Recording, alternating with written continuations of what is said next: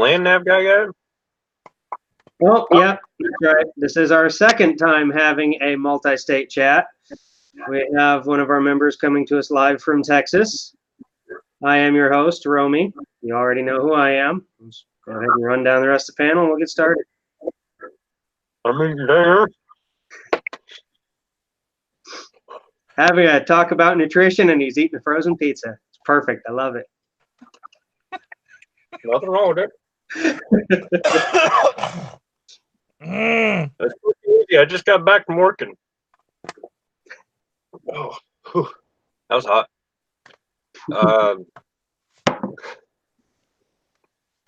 Yeah, it's Michael. Same thing as always. Trying to be here, trying to help out where I can.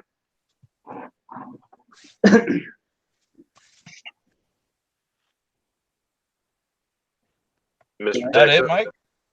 Yeah, that's all I got. I'm trying to eat dinner. He's a man of few words normally, and yeah, he's trying to stuff his face right now. So yeah. Just came out of the oven. Trying to hurry up before we went live. Nice. Adam, said before, the first time I was on 10 years Army, did a lot of different things. Combat engineer, jack of all trades, master of none, so they say. Deployed combat vet. And I'm in Texas hanging out on my vacation. And he chose to hang out with us. Yeah. I feel special. I'm getting over these guys already. All right. Well, we're going to get right into it. We're going to start out with your financial health, then we're going to work into some nutrition and then mental health. So finances are pretty simple. The basic of actually keeping your money is to keep your money. Spend less than you take in. So to do that, don't have a credit card. Credit cards give you $5,000, $10,000, $20,000 that you don't have. Instead of the biggest excuse for a credit card is, well, in case of emergencies. Well, that's where an emergency fund comes in. You have money that you set aside for these kind of issues. Now, we're all at different financial levels, whether you're financially independent, whether you're in debt up to your asshole, whether you're working through debt right now. Most of the nation is in debt. This is all mostly through consumer debt with credit cards, with car loans, with all kinds of stuff. The best resource that I'm going to direct you to for this is a man called Dave Ramsey. Dave Ramsey is on YouTube. Look him up. He is kind of a financial guru of sorts. He started in real estate way back when. He ended up going flat broke because the bank wondered why they had multi-million dollars worth of loans to this 20-something. And they called the notes, which basically if the bank or the lender calls the note, that means you have X amount of days to pay them in full. And then he basically rebuilt the entire empire, only smarter the second time. So the best way to get your information is from someone who's already been there. He has been there. I am following what he calls the baby steps. The first one is to get $1,000 emergency fund. I have that. The second one is to use the debt snowball to pay down your consumer debt. I have been working on that. And I'm kind of cheating on the next one, which is to kind of start investing a little bit. And then it's paying off your house, kids' college, things like that. Just like with everything else, you have to put in the work and you have to actually focus on making the efforts. We're going to jump in. Oh, I thought I heard someone trying to jump in. So I have been investing in the stock market a little bit. The best advice I can give you is don't. Get a fiduciary that will help you do this. It's a lot easier. It's a lot less stressful. I posted a thing on my personal page the other day where it was the stock market where stocks are going up and up and up and people want to buy and they buy at the peak and then it drops and then they sell at the bottom. Don't do that. That's how you give money to the market. You have to have patience. So yeah, it's definitely a good way to learn patience if you want to dabble in it a little bit, but I highly recommend if you're going to do anything in the market, get a fiduciary or get an education as to how to do it. And then as far as purchasing things like cars, things like that, your car payment is going to run all of your finances out the window.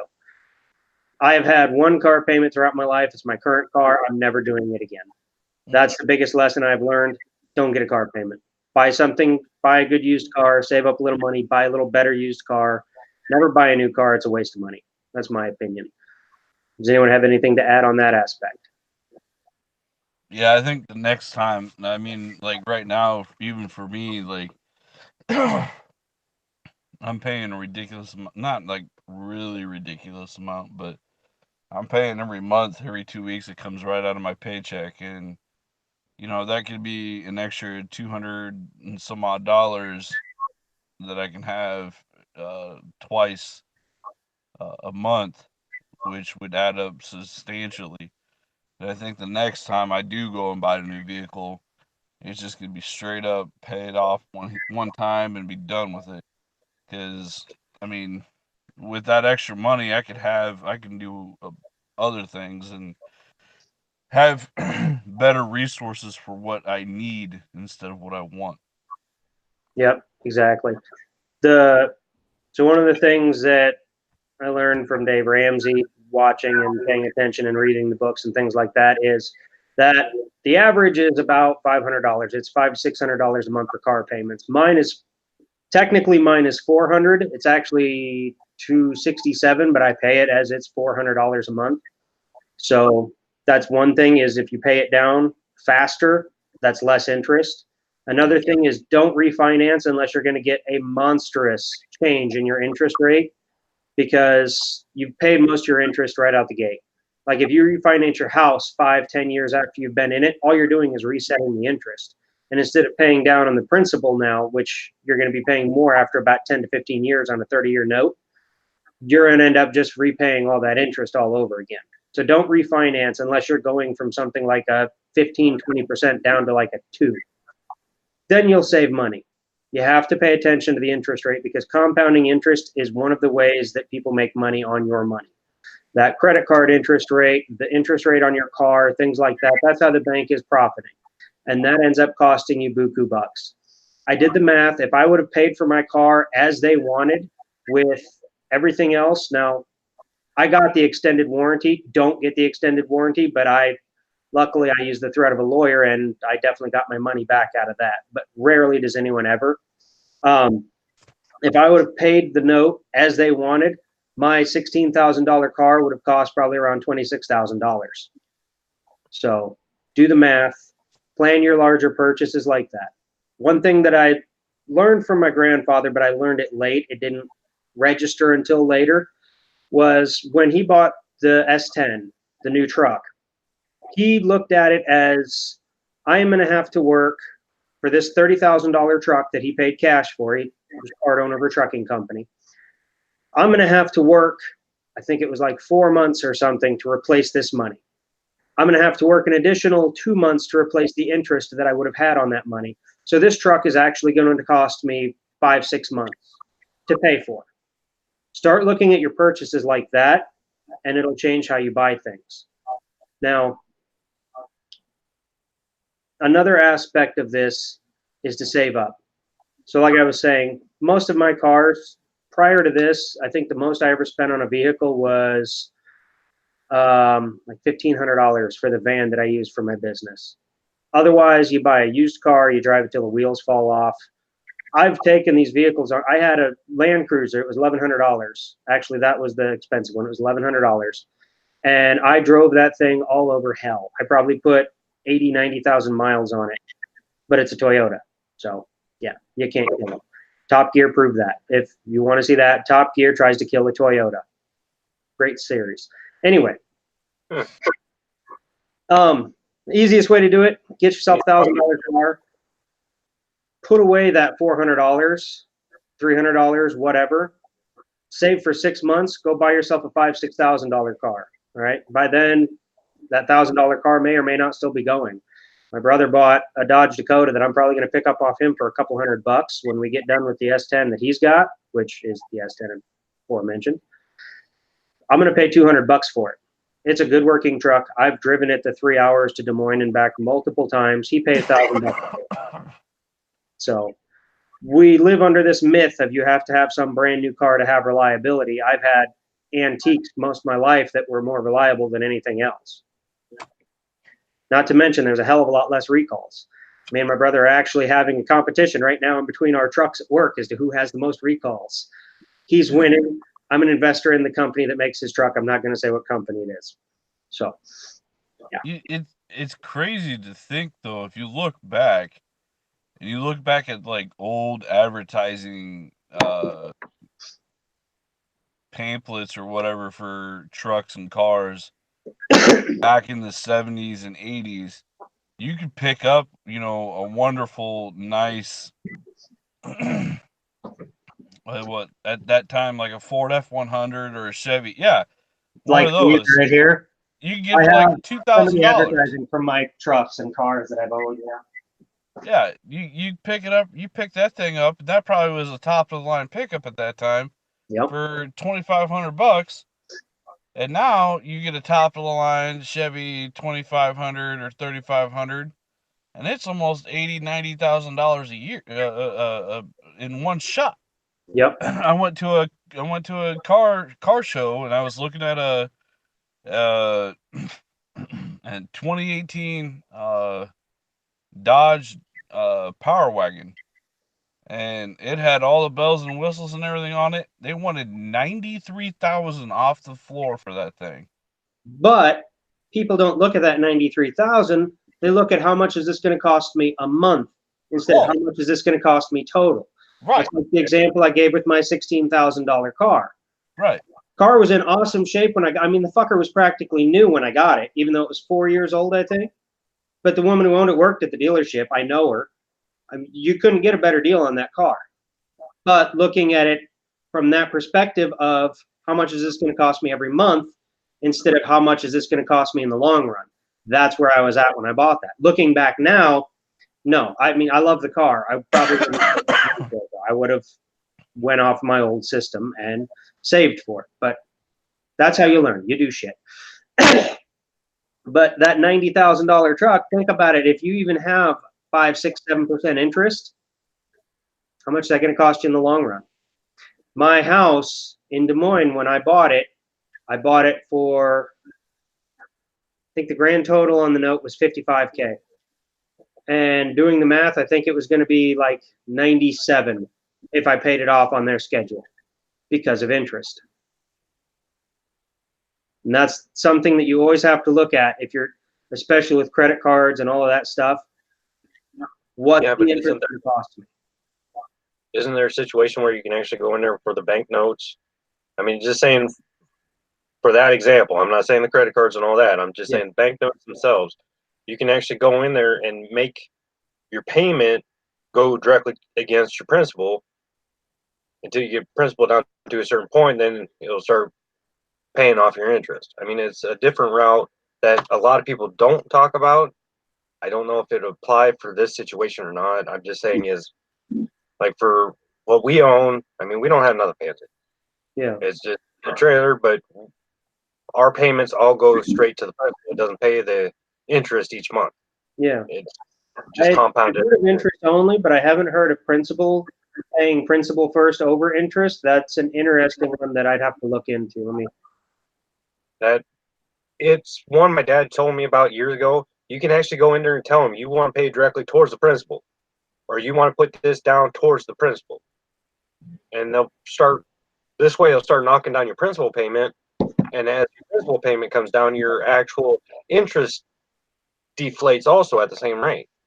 Yeah. I mean, at the end, you're going to have to pay the interest, but it doesn't come. I know overpaying, like especially on a mortgage, a car loan, something like that, anything extra goes to the principal. And in some instances, you want to make a note of that also if you're paying by check or whatever, just so it gets applied properly because predatory lending. But yeah, that's one way of doing it. I didn't know, and I haven't heard anything about that, but I'll look into that because that's interesting. It was one my dad told me about years ago, and that's how he's paying for his house right now. He goes in there and specifically tells them every time he makes a payment, this is going straight to the principal. I'm not paying the interest, I'm paying the principal. And I mean, he showed me the numbers, and like you're saying, a $55,000 house, it would cost you 96 if you paid it off in their time. He showed me it.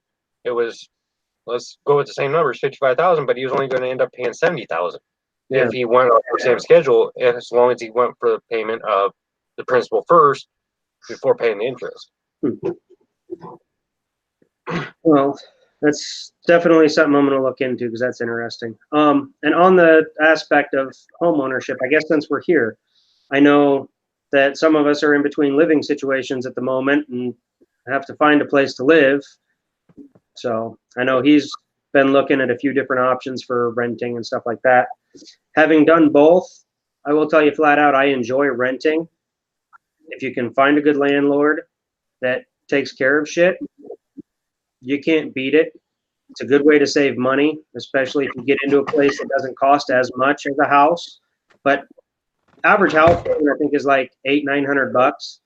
I've always gotten the lower payments just because I live below my means. It's what I do. And this place, you've seen it, it's fucking massive for me, but you know, it costs me $400 a month. I have a really good rapport with my landlord. Something breaks, I don't have to fix it. The kicker with my house, when I did all the work to it, I did it all under that revitalization loan. So I didn't have to worry about furnace and air going down. Furnace and air goes down, you're spending $5,000. That's part of that emergency fund though, because if you don't have that emergency fund, what are you going to do? You're going to throw it on a credit card. Some HVAC companies will sell them to you on credit, and then you're paying their interest. And yeah, The nice thing that I had last year, I bought a house, and I ended up getting the American Home Shield Insurance Company bundle with it. Yep. And anything that would happen to any of like electrical appliances or anything like that, I just call them and I'd pay $75. That's all I paid, and they would come and fix it. If they'd come in and try to fix it and it worked, that's it. $75, bam, they're gone and it's good to go. Or they come in and they're like, well, yeah, you're gonna need it new. They replace it for free. I got a free washer out of the whole deal. And I some of mean, those, especially if you're buying a house with appliances in it, or if you have older appliances, or if you're buying a house and you know the furnace and water heater is ancient, that's definitely a good thing to have. If you have a furnace and water heater that's within 4 or 5 years old, then maybe it's a good thing to have. It kind of depends on the cost. Because some of it, like with the extended warranty on my car, I believe it was $1,100, if I remember right. I should have looked that up before we did this, but no, it might have been $7. Not important. The point is, it was $700 to $1,100. The first thing that happened was over the winter, my interior door handle broke. I ended up having to tell them that, you know, someone's getting sued by this, either you or my lawyer, because you guys lied to me about this warranty thing, and I haven't had a problem with that warranty claim ever since.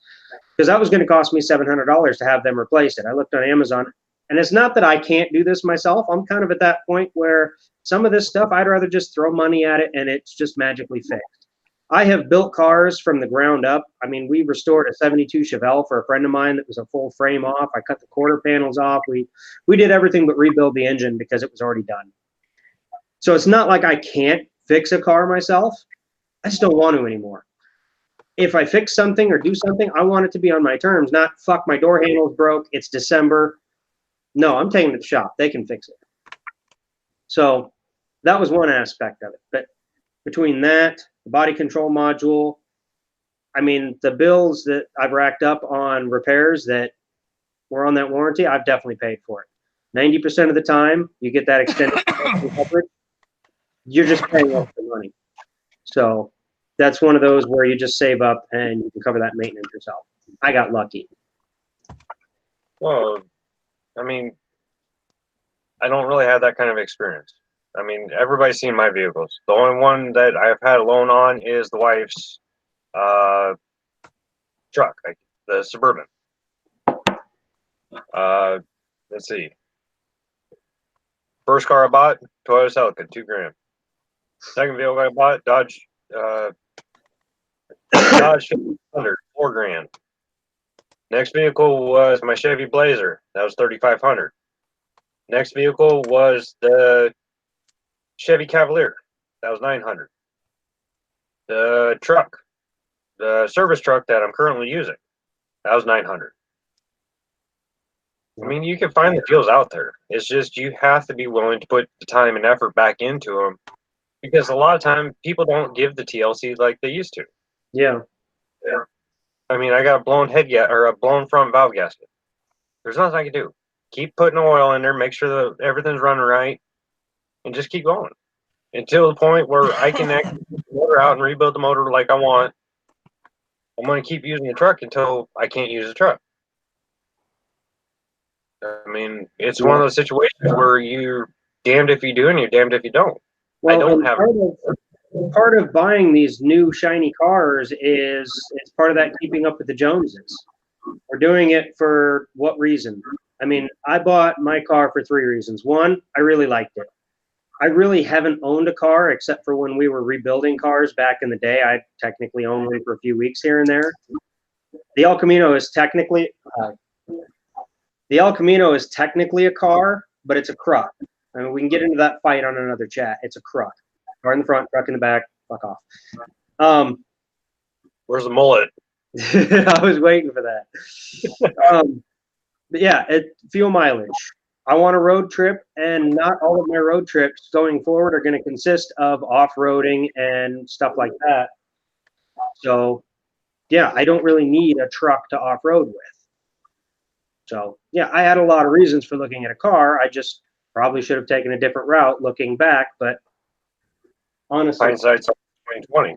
Exactly, and it's working out just fine. I mean, the biggest problem I had was I changed jobs and I didn't plan on things going the way they did with this job, and yeah, that was failure of foresight. I know what I did wrong. I'm not going to do that shit again.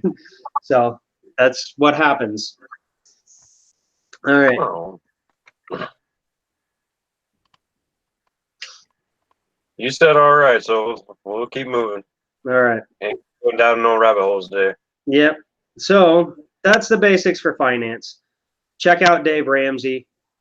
Look to people who have been there. People who have gone fucking broke. Ray Dalio, I think, is another one who's been a millionaire, lost it all, got it back within a few years. These are the people that you need to emulate if you want to have money in your life.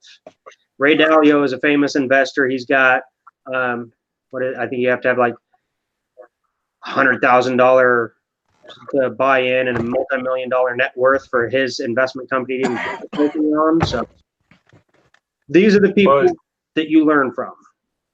What about that Buffett? Everybody's always talking about him, trying to emulate what he does. Okay, so Warren Buffett has some pretty interesting philosophies, and one of them I'm going to be using during the health, so I'll just use him to kind of roll into health. So one thing that I love about what I've learned about Warren Buffett is he started out basically trading companies. He'd find a company that had a little bit of stock left in them, a little, just like they were going to have one little push, and he'd buy in and then he'd sell. And then he started changing to long-term goal, because it's easier to look at a company for their long-term profitability and their sustainability, business models, things like that. And a lot of the companies that he's bought under the Berkshire name have been companies that are going to be long-term. I mean, he owns Coca-Cola, which, yeah, they make poison, but at the same time, that's a household name. He owns McDonald's, same thing. It's poison food, but household name. If you're looking at investing, those are the companies you go for. You want to look at their long-term goals, their long-term value, how they've performed in the past, things like that. He has an analogy he uses. I can't remember the pitcher's name, but I saw a documentary on him they had on HBO. He has this picture of a famous baseball player, and he's got the strike zone there. And he says he looks at the stock market like that strike zone. The difference is he doesn't have 3 shots and he's out. He has unlimited number of shots to wait. And the way this baseball player broke it down was his hitting average. If a ball came in this area, he'd hit his perfect 400. If it came up here, he'd hit like a 180, 125. So he was looking for pitches that came into this area to swing on. Well, when you're trading stocks, when you're making financial decisions, you can wait for your perfect shot before you actually make that move. just take the time to analyze where you're at, whether it's buying stocks, whether it's buying a house, whether it's anything financially. You have time. So wait for the perfect pitch before you take your swing. Now, the other aspect, moving into health, he was giving a lecture at, I think it was a high school, this class, and he said, I'm going to buy each of you a car. The kicker is this is the only car that you're ever going to own again. So you're probably going to take good care of it. You're going to make sure the oil gets changed regular. You're going to make sure all the maintenance is kept up on it. You're not going to drive it like a hot rod, be rambunctious with it. You're going to be as careful with it as you can because it's the only car you're ever going to own for the rest of your life. That's your body. Now, he eats McDonald's every morning for breakfast, so I don't understand how he's really trying to keep the best care of his body, but you only have one body. Until we get to the point of Ghost in the Shell where we can put our brains in a cybernetic body, I'm just saying that'd be kind of cool. But we're It's a separate chat. Yeah. Either way. So the biggest problem that we have with our health is we are all eating food-like substances. We're consuming a ton of sugar because processed foods have a ton of sugar in it. Coke, a lot of juices, things like that, tons of sugar.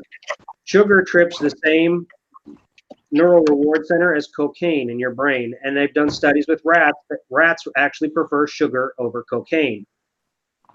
It does a lot with inflammation, and there's a theory that your brain feeds off of it. Well, it does and it doesn't. About the biggest thing with your brain is it eats fat. That's why people on these low-fat, high-carb diets have so many issues. They're actually starving their brain. Your brain is made up of three parts. You have your lizard brain that controls your need to feed, your fight or flight, your need to procreate, okay? You have your mammal brain, which basically, ooh, shiny, okay? It's easily distracted, but it's warm and cuddly and fuzzy. And then you have your human brain, which is actually your cognitive function. It is your mental capacity. It is your mental toughness. It is what makes you human. Your brain feeds in that order. So your human side of things, hang on. Well, noble. I'm on call. It was my brother letting me know finally that he'd actually cover me for a couple hours if I get a service call. So, anyway, where was I? Yeah. The brain. The nutrition of the brain, Yeah. how it actually affects cognitive awareness. So your brain is only 2 or 3% of your total body mass. It's a big glob of gooey goodness up in your skull, but it eats at least 20% of the energy you take in, and calories are energy. Counting calories is stupid because calories are just calories. It's what they're made out of that's important. And there's all kinds of stuff you can look into if you want. There's macronutrients, micronutrients, there's this nutrient, that nutrient. I'm not going to get into that because eyes will glaze over and yeah. So the problem with sugar is it causes a thing called inflammation, which is very, very bad on your body. It's an aging increaser. It's an oxidizer also. Yeah, it's an oxidizer. It's also, like I said, it also trips the wrong areas of your brain and you get a dependency on it. Now, I have done a sugar detox and I was a miserable fuck for a couple of weeks. But I've also had a sugar tooth that is probably guilty of murder in several counties. So, but that was my upbringing. I was raised on sugar. It was like, oh, you had a bad day. Here, have a cupcake. You had a great day. Here, have a cupcake. I mean, it was just nonstop. I mean, before when I had a gallbladder, I used to drink Coke like it was fucking water. Now I drink water like it's water, and I haven't had a Coke in a while. But yeah, you live, you learn. So if you drink something that you can wash your battery posts off with, that's just ugh. Yeah, exactly. And I take great care of my teeth. They're still all sorts of fucked up. They're still got cavities. They're still, well, they don't anymore because they're all been filled, but there's tons of fillings in there just because of drinking that garbage. And another thing, you're drinking empty calories. So you're drinking, what is it, like 270 calories a can? What's that? That's not like a 2 liter or a 1 liter or whatever. You talk about me, or are you talking about your I'm Coke? talking in general. I'm not picking on you specifically or anything like that. I'm just talking in I general. just pulled the monster can up while you're talking. I'm like, here's my. Okay, that's way better for you. Let's Yeah, not I even know. go there. 80, 160 per can. Let's talk about heart palpitations. Mm-hmm. Well, and yeah, okay, so like I was saying with our food, a lot of processed foods are what I would like to call imitation food. They look like food, they smell like food, they taste like food, but they're not food. Food spoils. Real food actually goes bad, it molds, it decays. That's how you know you have real food. There's there are pictures everywhere. People that have taken a McDonald's meal and they'll set it on the counter, and like 3 years later, they take a picture and it looks like it's been sitting there for 2 minutes. That's nothing. There's one I saw where they put a homemade cheeseburger next to a McDonald's cheeseburger, and the one ended up growing so much hairy mold that it just covered the McDonald's burger. And I'm pretty sure if you wash that thing off, it still looked like a McDonald's burger. So that Well, when you're at the grocery store, if you're shopping in those center aisles, if your food needs colorful advertising, if your food needs a box, if it comes in a package, it's not food.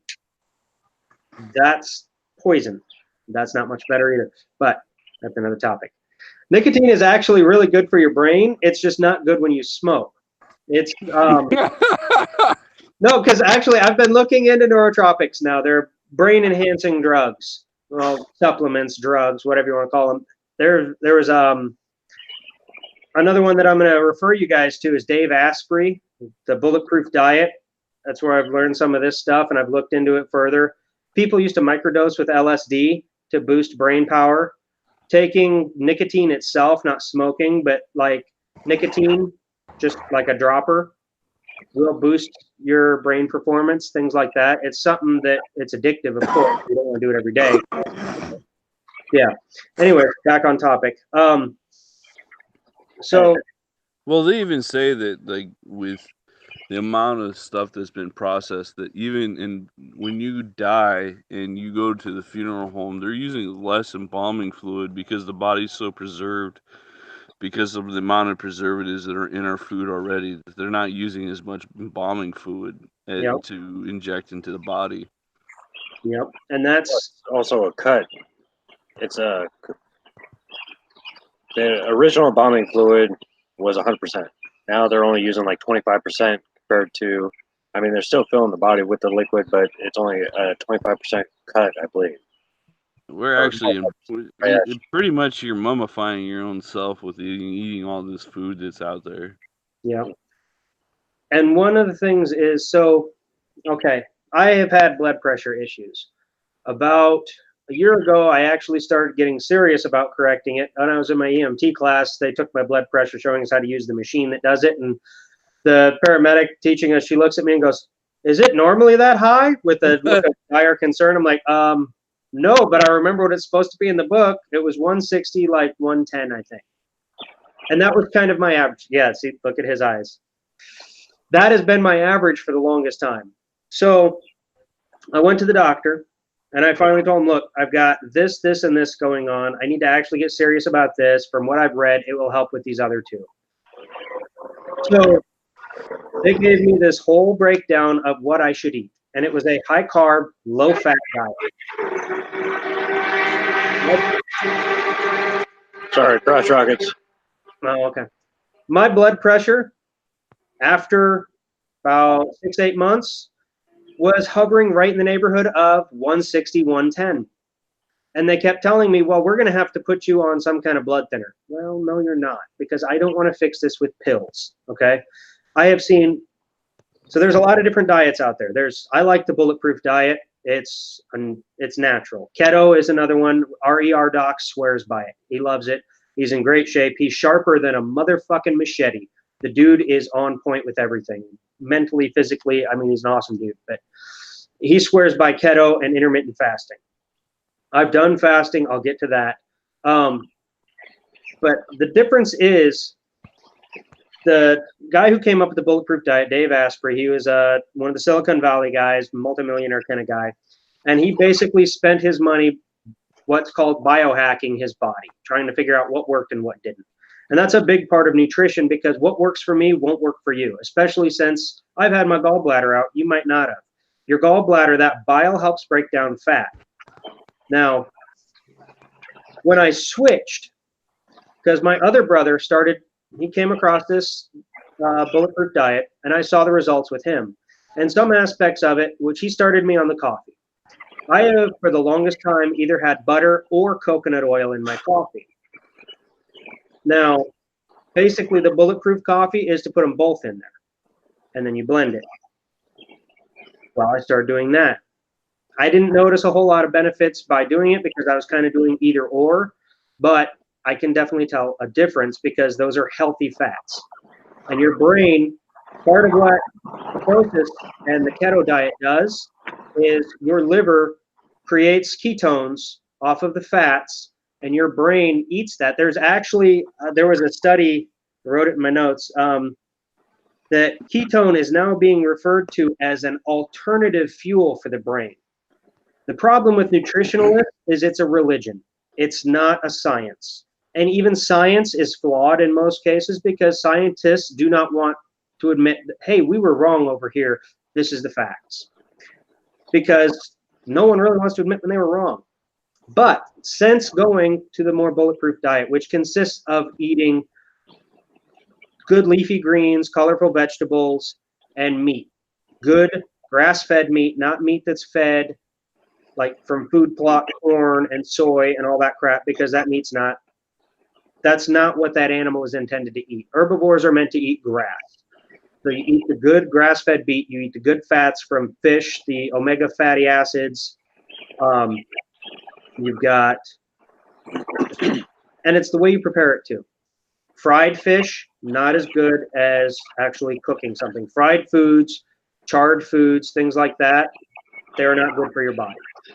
There is actually another thing that my other brother started doing, was it's the sous vide, SUEEVEE, something like that. It's a cooker that basically, there's a seafood restaurant in Des Moines that uses it for all their food. And it's a long-term process of cooking. So I had cod and sweet potatoes and fried tomatoes for my lunch today. You fry the tomatoes in olive oil. Don't use vegetable oils or kind of seed oils, any of that shit. Vegetable oil is kind of an interesting thing. So it was originally used in oil-based paints because it would harden up. When McDonald's started using vegetable oils and things like that, they actually have mats, I've been finding out, that will absorb some of the toxins that this oil gives off when it's heated up. Vegetable oil, corn oil, don't touch those. Olive oil, whatever has the least amount of processes to get from the plant to your plate is the best. So vegetable oils, but nasty goo that has to be refined and processed and refined and processed in order to be something that doesn't look like puke, basically. Olive oil, you take the olive, you smash it, you have oil. That is your process. That's good processing for food. Coconut oil, another very good oil to have. There are actually people who survive off of nothing but coconut oil, and they flourish. If you look at a lot of hunter-gatherer tribes over in like Africa, in the Philippines, in the island people that still live like that, that's the good kind of diet to have. They are healthy. When the Western people come over with their diet, they destroy the culture as far as the health. So, fried my tomatoes in olive oil. I had butter. I use Kerrygold butter. My other brother uses ghee butter. I haven't ever tried that. I like the Kerrygold. Real butter that's not salted. It's processed from grass-fed cows. That's the mainstay of this, is the most natural whole food that you can have. And there are actually also your cooking surfaces. Yes. So I use cast iron and stainless steel. Right. Hold on. I'm going to take this off mic. Okay. What was it? About 5-10 years ago when I was still in school. Right. There was a study done with the Teflon. Everybody wants to do Teflon. Everything's Teflon. Well, they come to find out that when you cook Teflon, if you overheat the Teflon, you can actually kill a canary in the room opposite where you're at.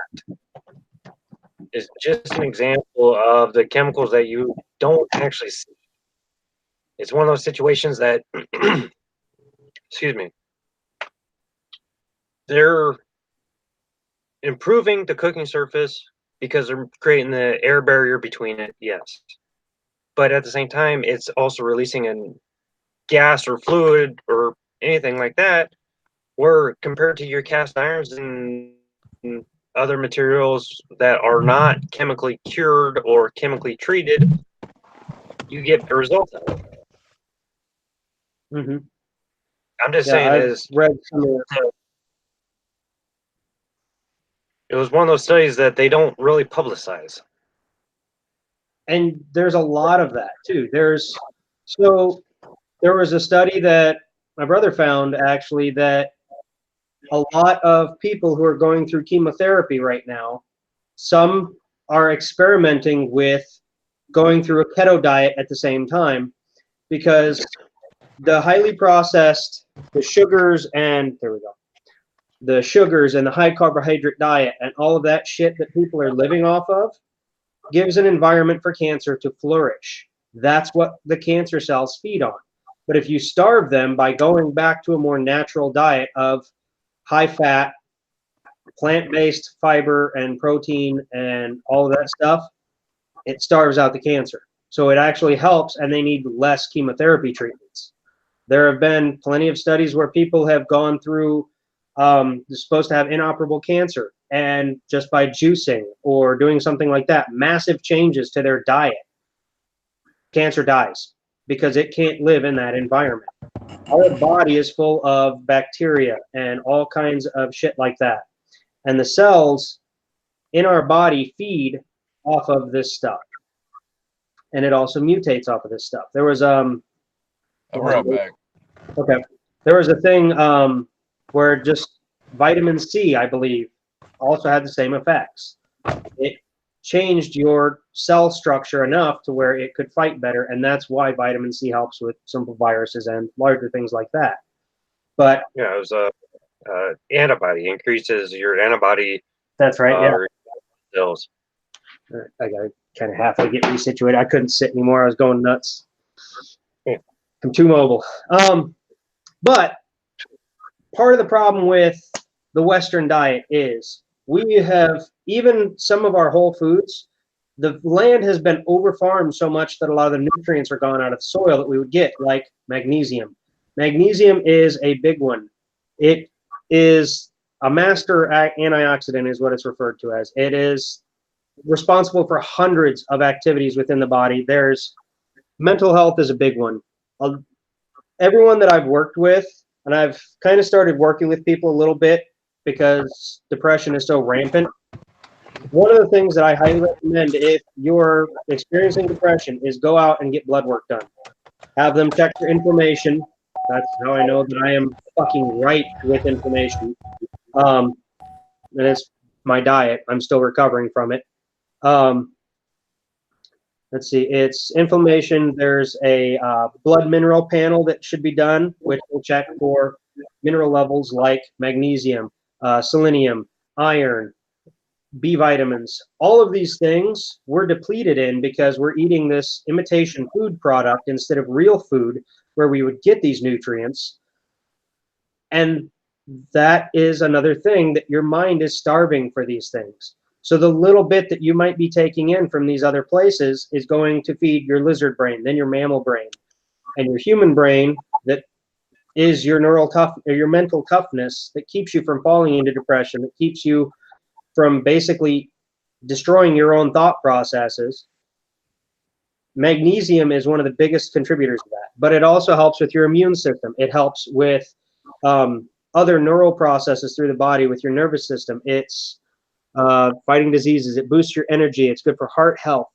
It fights depression, and it's also a contributor to fighting type 2 diabetes.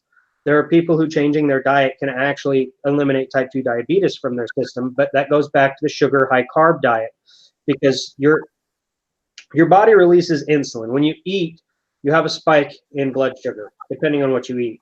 If you eat something that's an actual whole grain, or if you eat real food, your blood sugar doesn't spike as much. But if you're eating sugar and you're eating high carbohydrate diet, your blood sugar is going to spike.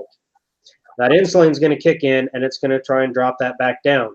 So that's why you have a real heavy kind of a blood sugar thing going on there. And that's why people end up getting diabetic from these diets, because eventually your insulin resistance builds up, which leads to diabetes. And then the system itself actually just stops functioning properly and it doesn't really kick in as much like it should. So that's why injecting insulin. It's also that the sugar molecules can't be broken down by the insulin that the human body is actually producing. Yeah. I mean, you're taking such a high. I mean, sugar is sugar for most people's concern, but in actuality, it's just like salt. I mean, you got magnesium chloride, zinc chloride. I mean, you got all these other chlorides that are considered salt. Sugar's the same thing. I mean, true sugar, true actual sugar is C11H22O11. But you got different types of sugars that your insulin will not break down. Yep. So then and your sugar all coming off of processes too. Well, the one thing that I'm looking at here is that just caught my mind is I see in the back of Michael's area, I see the MREs and stuff like that. Now you can put in all the work you want on what you're watching, what you're eating, but if you're not active in doing shit, you ain't. I mean, you're beating a bush. You can watch what you eat and everything else like that. Yeah, it might work, but it only going to work for so long. You have to be 100% active. And I sit here and I say that was when I was in Afghanistan and we're hiking around through there. First off, Afghanistan's like 10,000 feet higher than where we're at in Iowa, or even if I'm in Texas. The sea level is so much higher. So now your body's working 20 times more than what it normally is at home.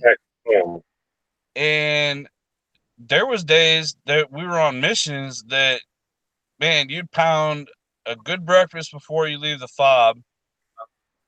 You'd roll out to where you need to go on mission. You'd have to hike a fucking mountain. And while you're in that mountain, you're eating like 3 MREs, 4 MREs. Within, it could be a 4-hour time period. And those MREs, each pack is what I think it was like 4,000 calories. You're something burning like it just like that. And I mean, hard to believe. You know, when I came home, I was 205, 215 pounds around there. And the only reason why I look fat as fuck now is because I was drinking my ass off and everything else, and came home and got lazy due to depression. But that's a different story. But you have to work to burn all that off. I mean, yeah, the brain's gonna absorb it and feed off it, make you more alert and everything else like that. But if you don't get active and burn the rest of what's just sitting around in your body, you're gonna get fat. Period. 100%. Okay. And I had a private. This is no joke. I had a private when I changed over from the National Guard. I went to the reserves, and I picked up an E5 slot for this reserve unit, and I met my soldiers. I only had 2, which, okay, whatever. But the one, like, I mean, he was fat as shit. I ain't gonna sugarcoat it. That dude was fat as fuck, and I don't know how he was in the Army still. And come to find out, the year before, while they were at NTC,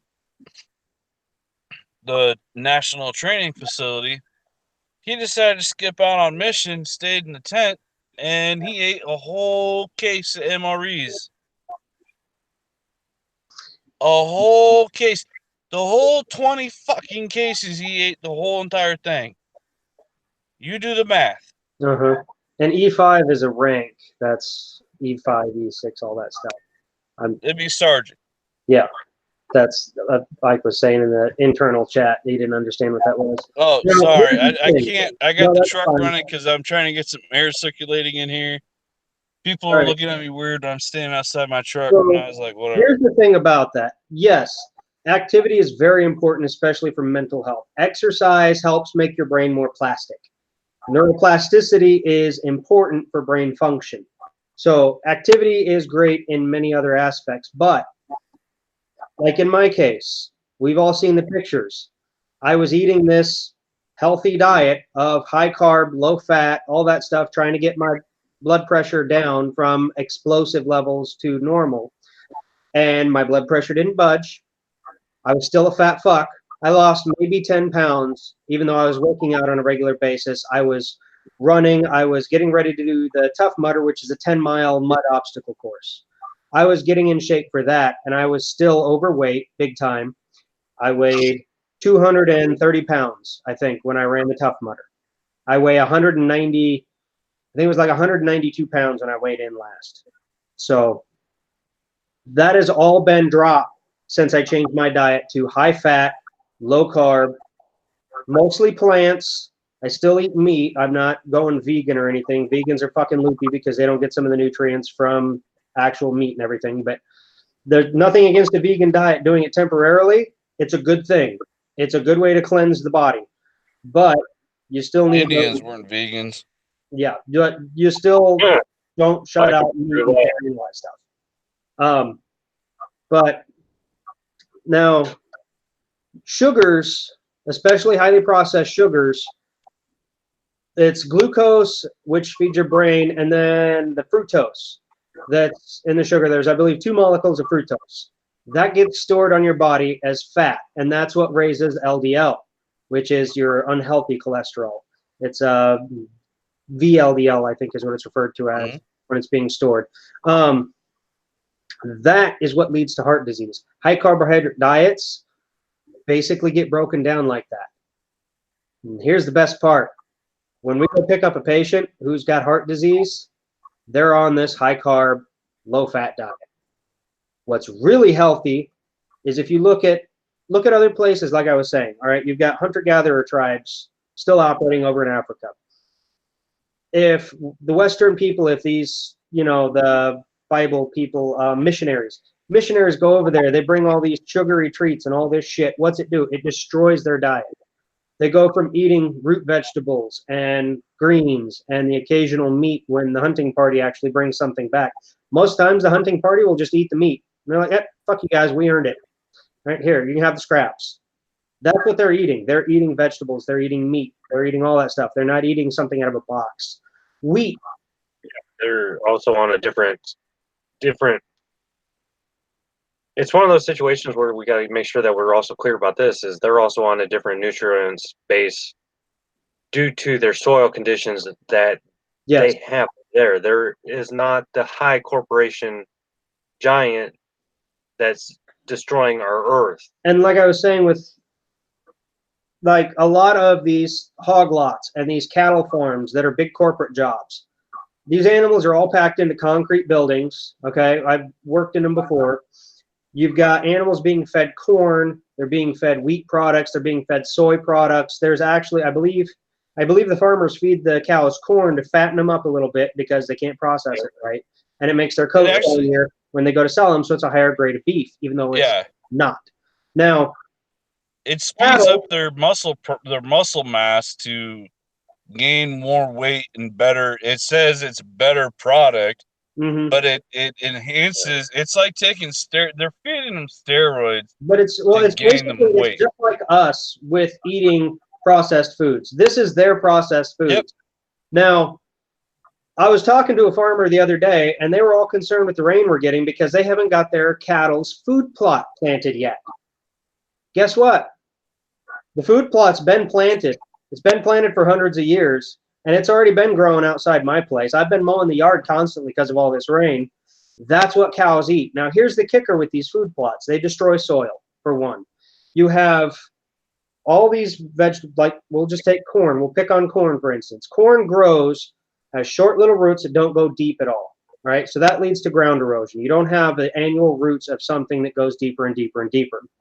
So aside from soil erosion, you have all the chemicals that are being sprayed on these crops, pesticides, blah, blah, blah, all that stuff.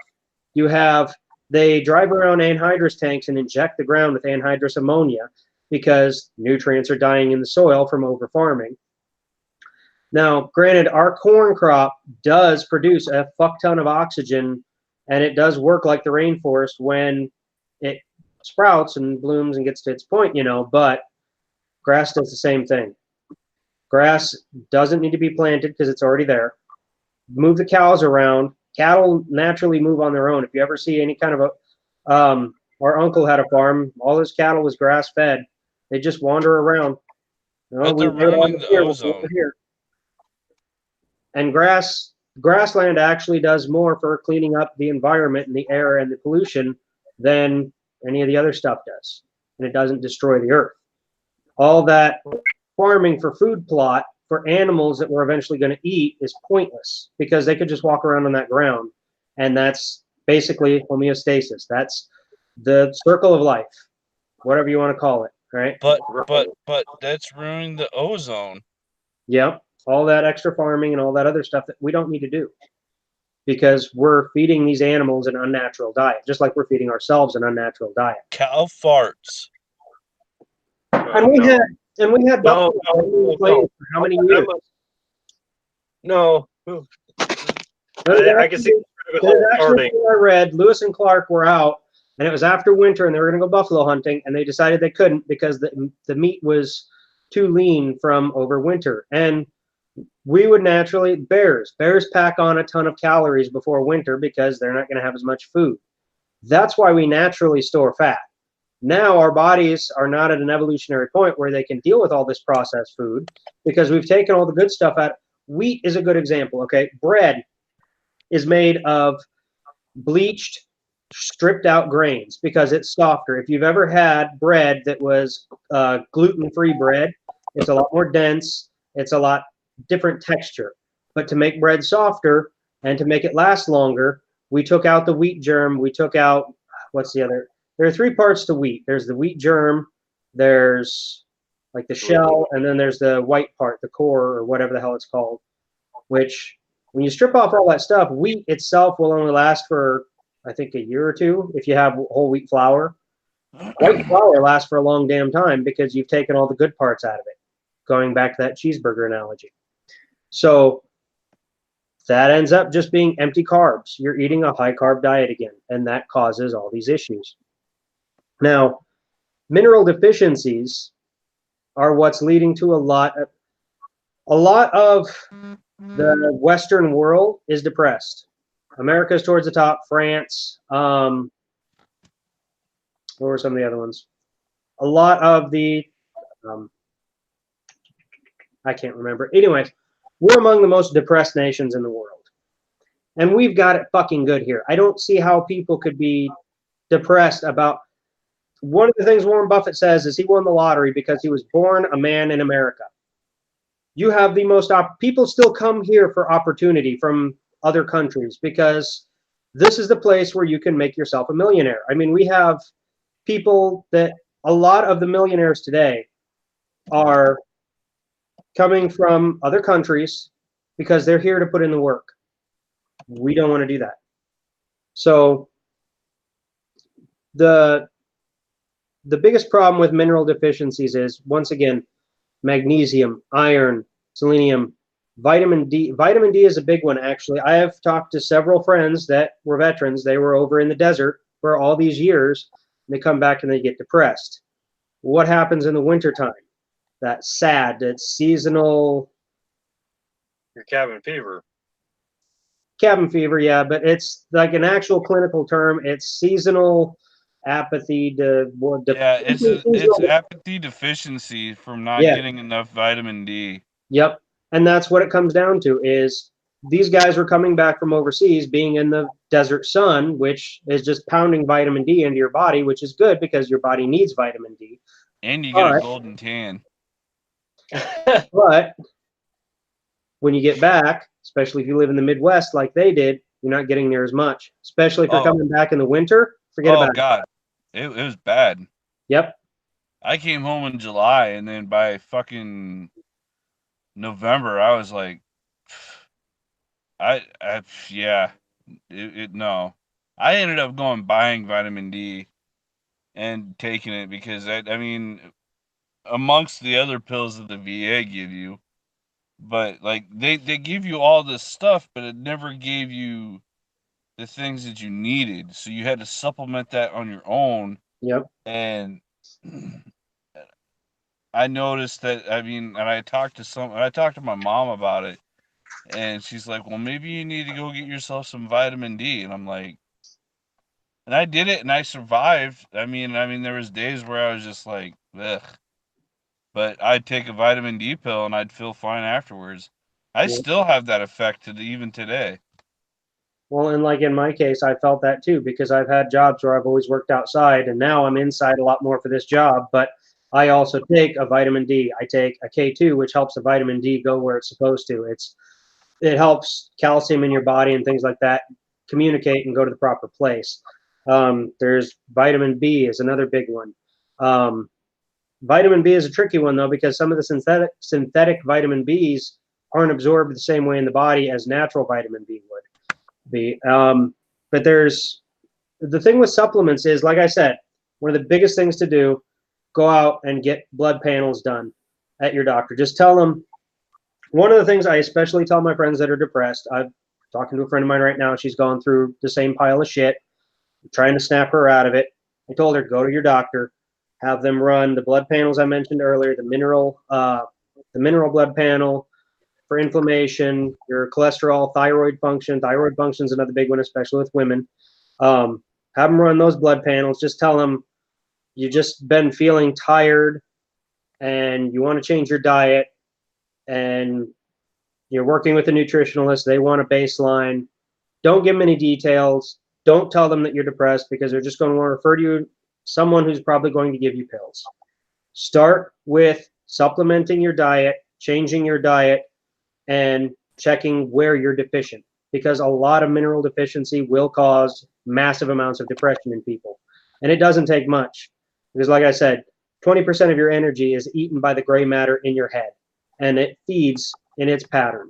It's going to feed what it needs to first, the human part that gets the leftovers. Make sure it's getting enough nutrient to satisfy the other two so that what keeps you sane is getting its full function. Now, with supplements, like I take magnesium. I put up the link in the chat, the event post. I have that exact stuff. I mix the 5 tablespoons or teaspoons, whatever, I get a measuring scoop in it. I mix that into a little container and I take about a shot glass full every morning.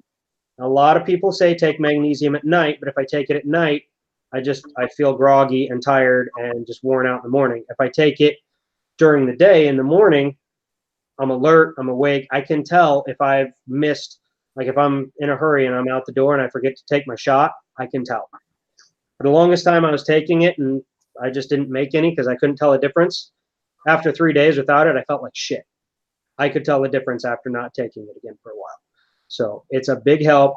And like I say, it does a lot in the body, and a lot of people are deficient in it.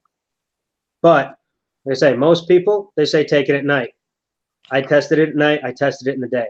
Anytime you're taking supplements, they affect everyone differently. Some will keep you awake, some won't. Neurotropics are the same way. If you're going to start taking mind-enhancing drugs or supplements or whatever they are, test them out first because some of them will work better at night and some of them will work better during the day.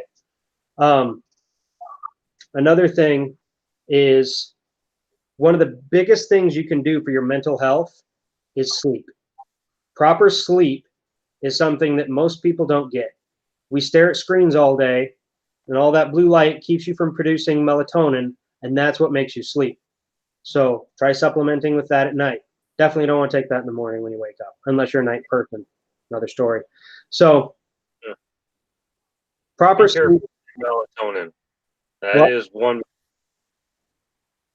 Be careful with the melatonin. I would be one to not take advice from on this one, but the average person, your maximum dosage you should take a night is 10 milligrams. Yep. Never exceed that. Yep. The reason And I'm when you're shopping for a supplement, always look for one that's lower than the recommended dosage. So in this case, 10 milligrams. I think the one that I have is 3. So if need be, you can take 3 of those. I take 1 when I feel like I need it, and that's more than enough. It's just that extra little kick to help what I'm already producing get back in gear and get the job done. Now, most times, I'll get to my schedule in a minute, but most times I don't have a problem going to sleep because I follow a pattern at night. I try and shut off my screens at night. I quit staring at my phone. I quit staring at this. I'll read a little bit before I go to bed, dim the lights, things like that. Our body is in tune with nature more than we know. Just simply going, I put up a post the other day about just walking outside barefoot, grounding to the earth. Does a lot for inflammation. It does a lot for your well-being. Being out in nature. You can't be depressed when you're walking in the fucking woods.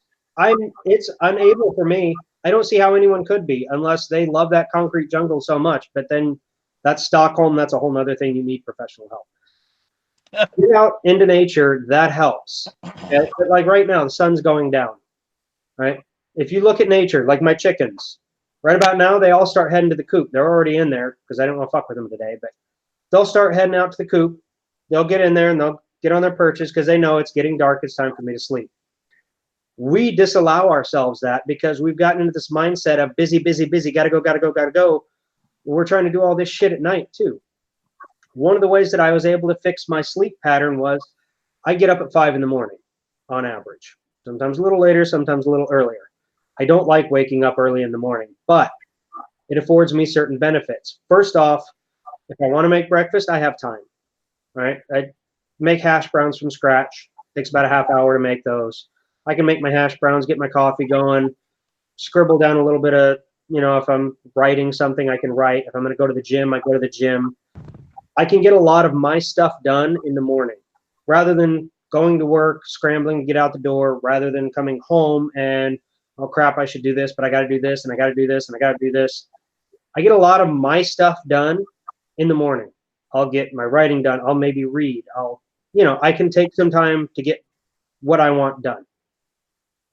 That's one aspect of kind of hacking your own sleep patterns. Waking up at the last minute because you're waking up stressed. And that cortisol, if you wake up and immediately start pumping cortisol into your brain, guess what you're doing? You're going to cause more depression. You're going to cause more mental and physical health issues because stress induces all of that. That's why the media tries to keep us all in fear and hating each other. That's why that was not normal. That sounded like a fucking cannon. Okay. So Romy's on call. If he disappears and we hear a whole bunch of bang, bang, bang, that's nothing to do with anything else. Different call, but where the heck is my rifle? What the fucking Revolutionary War started up there or what? I don't know, dude, but it sounded like a fucking 8-pound cannon just went boom out in my back 40. I live on a farm. You guys have seen, but I live on a farm, and my nearest neighbor is probably about 2 miles away because the house over there is empty. So maybe he's getting drunk and shitty and litty and fucking lighting shit off.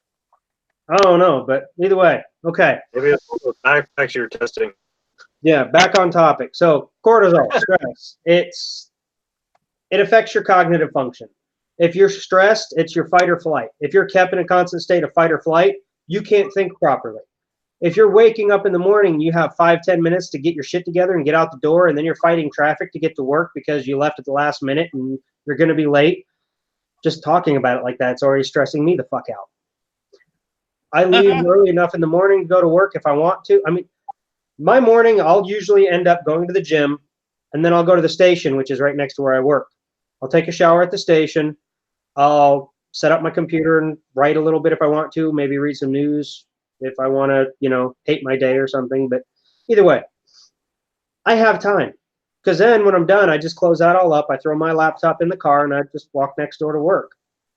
It's calm. It's easy. I have enough stress I deal with at work. Why add to it just getting there?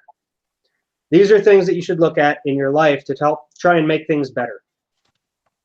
Don't add to your stress by staying up way late doing everything when you can get up a little earlier and get some shit done. If you have goals, which you should have. Just saying, that's a whole nother topic though. But, so, where was I? Yeah. Either way, food can be used as a medicine for your mental health, for your physical health, for all that stuff. And there's tons of studies on it, but you have to dig for them because they're not going to talk about it. Because there's too much money involved. Pharmaceutical companies make money, big food companies make money, but by making the decision. So another big complaint is, if I spend this money on food, it costs more to eat healthy. Going and buying whole vegetables that are sitting on a shelf that don't have a package and advertising and all that shit. Yeah, they cost a little more than going and buying a box of Chex Mix or whatever, but grass-fed beef is going to save you a lot of money in not only your quality of life, but it's going to save you money in your medical care later on because you're taking better care of your body rather than feeding it garbage. I didn't even cut out beef. And you can if you want to, but... Well, I mean, for me, I've cut out beef, and I've been eating a lot of ground turkey, and then plus all the deer meat that I have. Yeah. But then I've saved up enough money, and where Mike and I live, up the road, they have grass-fed bison. Yes. And okay, guys. Mike, you want to pick up some of that and bring it out to the range day? Because I would love to have a little bit of that sitting in the freezer. Just saying. Well, and you really look at it, Native Americans, that's all they lived off of, and they never had high cholesterol or anything like that, and they lived forever. And the only time that they got high cholesterol is when we put them on a reservation and said, fuck you, you can't do anything. And then all of a sudden they found alcohol and beef, and now they're all dying off of bad cholesterol and everything else like that. Well, I mean, that's a different ballgame altogether. Yeah. And res life compared to normal USA life is two different things. Yeah. But that is another example of the native people eating their normal. They had vegetables, they had greens, they had meat, and then here, have processed garbage. And look at what's happened. Diabetes is rampant, which is caused by the food you eat.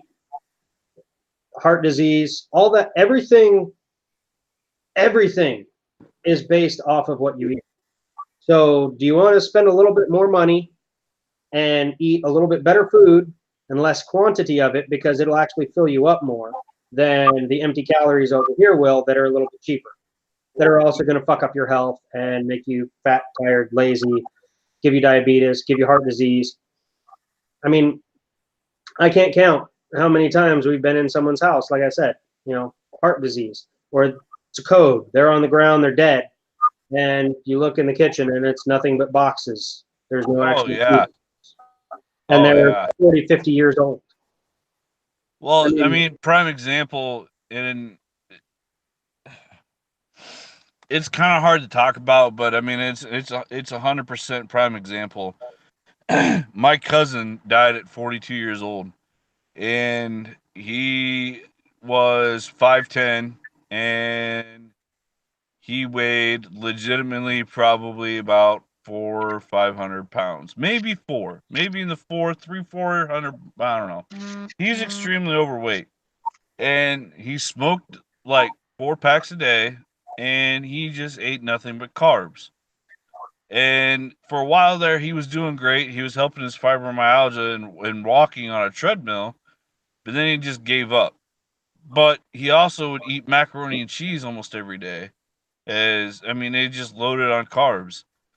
The night that he died, I asked, he came out and said he was having chest pain, having difficulty breathing, and they did a troponin test in the ambulance, and they took him directly to where he needed to go. when he was going to the back to the cath lab, I asked his wife what the blood pressure was, and she literally told me that it was like 264 over 210. And I was like, well, he exploded. His heart was done. I mean, when you add all those contributing factors and you don't do anything, um, I, it will literally, that is your ticking time bomb. Yep. And I wish I would have caught it sooner, because Thanksgiving, he was sitting there, 3 or 4 months prior. He was at Thanksgiving and he's sitting there pounding on his chest. And he goes, "Oh, I got bad indigestion." But he was flushed and pale and everything else like that. And I'm like, I don't know. It's a people just like, oh, you guys are probably all just talking about a bunch of bullshit. But in reality, Yeah. this stuff, especially if you like Romy and I see it all the time in the medical field. I mean, people who are extremely overweight and just eat garbage, they fucking die sooner. Yep. And even if they don't, they have a piss poor quality of life. I've seen many patients that, they have fibromyalgia, they have arthritis, they have gout, they have all these things, and it's all based off of what they're eating. They're eating now, the food pyramid is upside down. As you have wheats and grains and all that shit at the bottom, but the food pyramid actually came about in the 40s or 50s. It was Roosevelt, I think. The three-name Roosevelt. He had a deal, so the dairy farmers didn't want to back him. And he went to the farmers and said, basically, I'll make the deal. You back me, you help me out, I'll make sure you're taken care of. After he got in office, he had the food pyramid made. And it's part bad science. I think it might have been part paying off political promises. I don't know for sure. But either way, we've been living like that for years. And normal blood pressure is 120/80, right? Systolic, dystolic. 120 is when your heart is pumping out. 80 is the pressure when it's coming back. Okay. The systolic, the coming back pressure is what we're really concerned about the most. If that gets over 100, you're considered a candidate for heart attack, stroke, all these kinds of lovely things. Mine was hovering around 110. Well, he's saying 260 over 130. Yep. I don't under 260 over 130. So that is 260 should be 120 and 130 should be 80. Okay. That's high. That's hypertension. Hypotension. Oh no, he was lower than 120/80. He was 263 over 210. Okay, so he was motherfucking, yeah, it was an internal explosion, basically. So the back pressure was exceeding the outwards pressure, basically. Yeah, let's say on your blood vessels. And your blood vessels, again, a large part of mine, I think, is due to inflammation more than anything, because I live an active lifestyle, but I was eating that high carb, low fat diet, and high carb and all the inflammation and everything else, it basically, instead of your blood vessels being able to expand and contract and move around and do what they're supposed to do, it hardens them, which is like the plaque and all that stuff that comes from vegetable oils. Now, it's funny because people, there's a big push. Oh, coconut oil is really bad for you, because if you look, hang on. I'm sorry, Adam. It's just, I don't understand the number system. Yeah. That's well, what like I said, 120/80 good. Anything above that or below that is bad, depending on how high the number. It depends on how bad it is. Okay, so like you're a maintenance guy, right? Yes. Hang on, let me make this point first. This is coconut oil. They say because it's a solid right now, it's bad. It's going to do that in your body. It's 75 degrees in my fucking house. What's your core temperature? This stuff hits 80 degrees, it's liquid. Yeah. People look at it like that, as this is a solid oil, so you're going to die. No, you're not. This is good for you. So you're like you're a maintenance guy, right, Mike? Well, jack of all trades. Okay, so let's put it this way: your heart is a pump, right? Like a generator, like a pump, oil pump. So on certain machines, you have to have a certain PSI that you're pushing outward and having a PSI in the return. Right. Okay, so You're what happens if you have a PSI that's high on a generator or a pump going outward? What's going to happen to that hose? you're going to either burst the hose or you're going to create a hydraulic lock.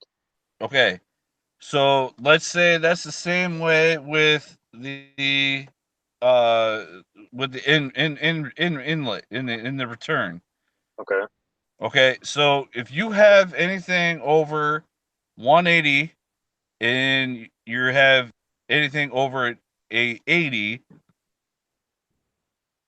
120. your heart vessels can't take that because they're so thin, or the thickness is so much that if it's over that, it will explode. It literally, he blew a vessel.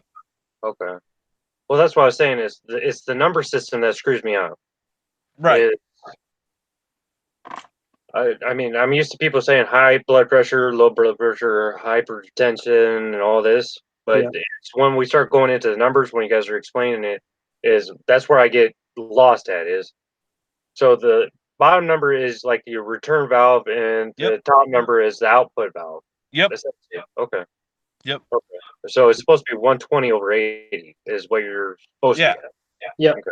But now they're even saying that if it's like 130, it's not really that bad. As long as you're not over like 150, 160, you're doing pretty good. I mean, for a guy like my size right now, who has been up to 350, who right now is sitting at about 320, my blood pressure is at 124 over 84. I mean, which blows cardiologists out of the water because they're like, "Oh God, you should be way higher than that." But I walk everywhere at work, and I'm Mm-hmm. active at times, and when I need to be active. And that goes along with what, because you guys have seen me, especially over the last few months, I've been getting in great shape. And my blood pressure was through the frickin' roof. And I wasn't in that bad a shape before when it was 160, 110-ish. I mean, I had a gut on me, but I wasn't a big dude by any means. But it was still through the frickin' roof. And you wouldn't expect that because I'm active. I walk 3 to 6 miles at work. I do running and all this other stuff that I do. But once again, it goes back to diet. Eating a lot of garbage, eating a lot of high carb like you're supposed to for health. Well, the health is backwards. A lot more nutrition is paying bigger dividends in health than anything else. But the science behind it is just slow to uptake because you have all these dogmas that we've heard for hundreds and hundreds of years, figuratively speaking. But now, nutrition leading into depression. Depression is rampant. I know a lot of people are dealing with it. And it is in its own way a disease. It's not, oh, just snap out of it, or oh, you'll be fine. No, it needs treatment. But the problem is the popular way to treat it is here, have this Prozac, here, have this Valium. And rather than treat the underlying cause, we're just going to change your brain chemistry with a pill and hope it all works out. Well, that's not the best way to do things because, once again, I've had friends, she was on Valium forever. Well, we actually did the work, and now she's great. Not on Valium, happy person, all that shit's gone. Some of the biggest problems. Now, this is from Dr. Daniel Amen. It's spelled Amen. If you want to look him up, I highly recommend it. Look at his stuff. He's got some books out there also. Great resource on mental health. He's done a lot with the brain and brain scans and things like that. So one of the things that he speaks on is killing ants. And it's any negative thought. Because negative thoughts are what's going to drive you into depression. Because people, once again, we're constantly living in a state of fight or flight. We're constantly looking at the worst case scenario because of this. So the first thing is the thought true? So someone give me a negative thought. We'll just run down this list. Hmm. Something negative. It doesn't have to be anything detrimental. I'm lonely. Okay? You're lonely. So, is this thought 100% true? Are you truly actually alone? Nope. Okay? So, how do I you learned feel in when, X-Files that we're never alone. so the next step is, how do you feel when you believe this thought? So in this case, what does this thought make you feel? How do you feel when you think you're lonely? I'm a piece of shit. There's nothing left for me. Which is fairly common. Piece of shit. No one loves me. No one wants to be around me. Everyone hates me. Okay. So how do you treat people when you believe this is the case? I push them away. Okay. See, this is working out perfect. Now, who would you be as a person if you did not believe this thought? A much happier person. Probably a lot more connected to the people around you, a lot more social, things like that. Yes. Okay. Now, God, this is getting weird and sound like my therapist. I know, right? I should get paid for this. I'm kind of on the same boat here. I'm like, I don't know if I want to play this game. But once again, this isn't my stuff. I didn't come up with this. I'm just demonstrating what I've read from this guy. Okay. Now, think the absolute opposite of this thought. Okay. Is there any evidence that the absolute opposite is true, that you are not lonely? Oh no, I no. I mean, it's 100% true. It's the thought that you have to beat. I mean, for depression, I mean, I can sit here and say 100% for, dealing with the PTSD that deals with the depression, anxiety, the fear, and it's just not because of, I mean, dealing with the wartime stuff and then dealing with the stuff when you come home and when you get out, it compiles everything together. Mm-hmm. Um, there's times where I feel alone. I feel worthless. I don't feel like I can get anything right. The world's out to get me. And it makes me, go into, well, I fucking hate myself. I don't want to be around anybody. I'll push everybody away. And I'll just get into this deep depression where I end up believing it for however long until I realize, I'm like, wait, hold on. I'm really not lonely. I have people around me, people who care about me. And when I am around them, I feel more alive. Um, and I'm a better person socially than anything else. And this comes down to your perspective on things and dwelling on things that are not so. And that's part of this killing ants thing that he has, where the number one step is this thought actually 100% proven true? It's not going to be virtually all of the time. So that's the first step. All right. Something to the effect of, I can't do this. Okay. Well, why can't you do this? Because I've never done it before. Okay. If you practiced more, if you applied more effort to it, it's simple things like that. So the first step, is the thought actually 100% true? Most of the time, virtually all the time, it's not going to be. It's going to be what you're telling yourself, because it's easier to go to the negative than it is to focus on the positive aspects. And I have an example. Remind me about my brother after this if I forget. How do you feel when you believe this thought? What does it physically make you feel? Emotionally, physically, all of that. All right. How do you treat people around you when you believe it? The next step is, who would you be if you did not believe this thought? And then thinking the opposite. So in the example I gave, I can't do this. Well, the opposite of that is, I can do this. Is there any evidence to that? Yes, there's evidence to that, because if I do this differently and this differently, it might work this time. Right? So that's killing ants. And it's Dr. Daniel Amen. Amen. I don't know who says it. Amen is his last name. Google him, look up his stuff. Right? I thought we had a censorship going here. Thought we had what? I thought we had a censorship going or something. Well, We got a truck door going. so Yeah, that's the first step. Is negative thoughts will drag you down every time. And it's hard as hell to focus on the few good things, but that's gratitude. If you can focus on the things that you can be grateful for in your life, which is what I did with my brother. His business sunk.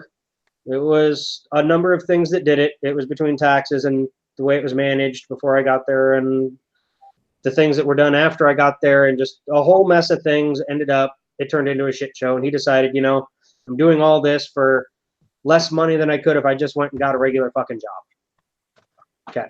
So his business is down. He's got the IRS up his ass. He's got all this shit negative going on in his life. He's drinking constantly. And we're having this talk. We're just both basically having a drunken vent session. And he's saying how he has nothing and his life is shit and all this. I'm like, really? Okay, focus on the good parts. What do you have that's good? Nothing. You have a wife that loves you. You have 4 children who absolutely adore you. And I mean, honestly, what else do you need? Total 180 right there, because he had something in his life that he was grateful for. His wife and kids, right? And that's all it takes. Just sit down. Like, I'll go out into the woods. If I'm having an absolute shit day, the woods is my spot. Have a spot somewhere in your house, in your backyard, someplace that you can go to that makes you feel better just in and of itself. Okay? For me, that's the woods.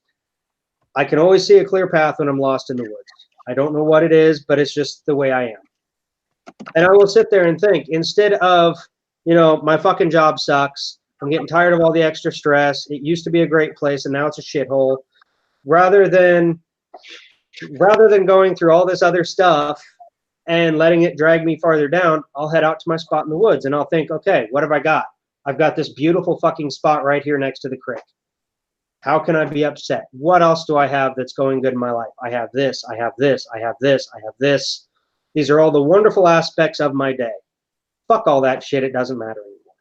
It's just like, if you try and control the outcome of something that you can't control. Like, if you're in traffic, one of the things that's actually changed in me since I've been up here and coming down to the city, fucking hate driving in traffic. Because it's totally different. Rush hour up here is getting stuck behind a tractor. Okay. That's rush hour. That's beautiful traffic. Go down to the city and you're driving around and all that shit. I can't control what these idiots in front of me are doing. I can't control what the idiots behind me are doing. Oh, yeah. Why am I going to get pissed off about that? Simply put, I can't control their actions. If they want to fly over and cut me off and flip me off, and I'll flip my signal on in the city. What happens? 4 people fly up and they're like, oh, hey, he's signaling there's an open spot. I'm going to fly up there and take it. Well, fine, whatever, bitch. I just won't signal next time. Used to get irate as fuck. I mean, I was on the verge of, not that I would do such a thing, but on the verge of shooting at people for that shit. Why? Fuck them. One of the Stoic philosophies that I really like from Marcus Aurelius is he would wake up every morning, he would tell himself, I am going to be met with the ignorant. I am going to be met with the inconsiderate. I'm going to be met with people who are rude. I'm going to be met with people who are disloyal and distrustworthy. It's reality. That's what we're going to be met with. That's why you see all these people who are all optimists or optimistic about life. It's going to be a great day. And then they go out and they have a shit day and then they're crushed when they get home. I know what to expect. Yeah, but that's a snowflake for you in a bowl. Yeah. But it all comes down to outlook. If you're expecting something, walk into a situation not expecting any outcome and embrace the multiple outcomes it could be. So another mnemonic. I'm going to go ahead and do this. Now, this is for brain health. This is another thing that is from Daniel Amen.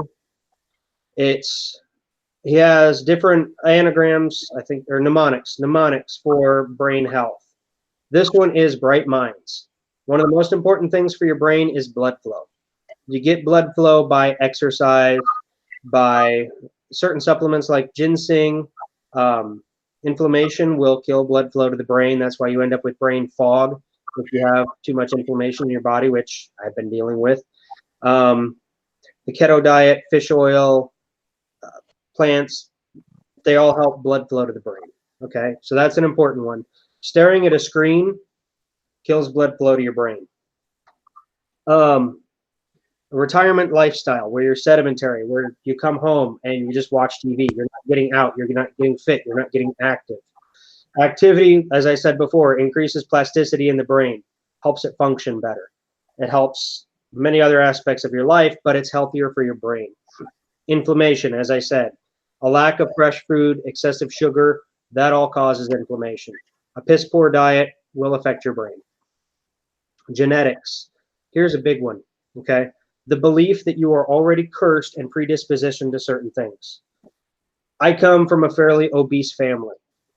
I am not obese. Technically, I am according to the BMI index, but if you actually do, there are two different ways to do BMI. There's the height weight, which is terribly skewed, and then there's one where they pass an electric current through your body to measure it. My percentage is on par for BMI with the electric current, but of course, according to the height weight chart, I'm supposed to be like 150 pounds. So, yeah. If you're predispositioned to think, you know, I come from a family full of depression, so I'm just going to be depressed. If you think, you know, well, my family has heart disease, so I'm going to have heart disease too. If you think, well, my family is full of whatever, fill in the blanks, okay? I could go on forever with that. Your genetics do not predisposition you to shit. All it does is tell you how to play the card game better. Because if you know that your family is full of obesity, look at what they're doing and do something different. Look at your own diet, look at your own, work on your own self to see what you can do to not be like that, okay? Genetics is not something that can cripple you. It's something that can, in some cases, help you. It's just learning how to manipulate it to your advantage, okay? An obvious one is head trauma. If you have head trauma, damage to the brain from multiple concussions, things like that, look at football players and all their concussions and the loss of neural capacity. What takes the most damage is the outer gray matter, the human part of your brain, okay? The frontal cortex area for kids playing sports, for things like that, okay? Head trauma is a big one. It will fuck up your world, but it's a given because your brain's up there.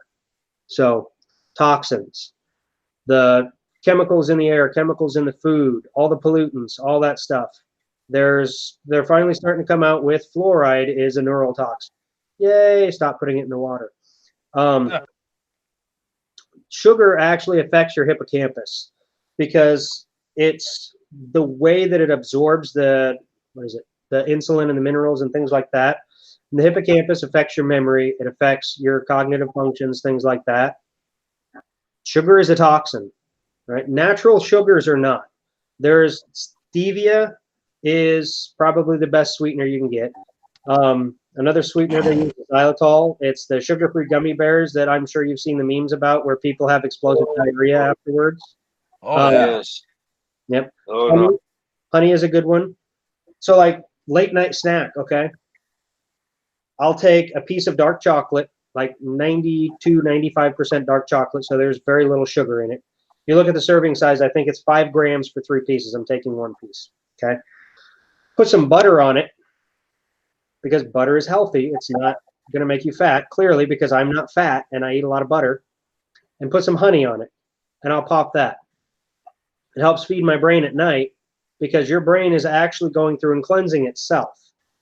That's part of what your sleep is. It's all the nastiness and fluid that's built up during the day.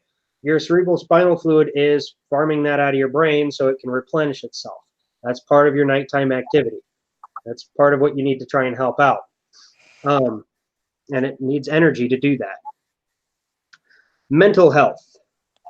This is a big one because if you look, people who have sedentary lifestyles, who watch the news all the time, who live in a constant state of fight or flight, people in bad relationships, okay?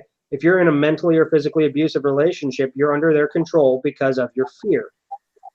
Fear is a big one that can affect people's cognitive function, like I said, with stress, with cortisol, with things like that. If you're constantly kept in a negative state, it's easier to go to the negative in your life.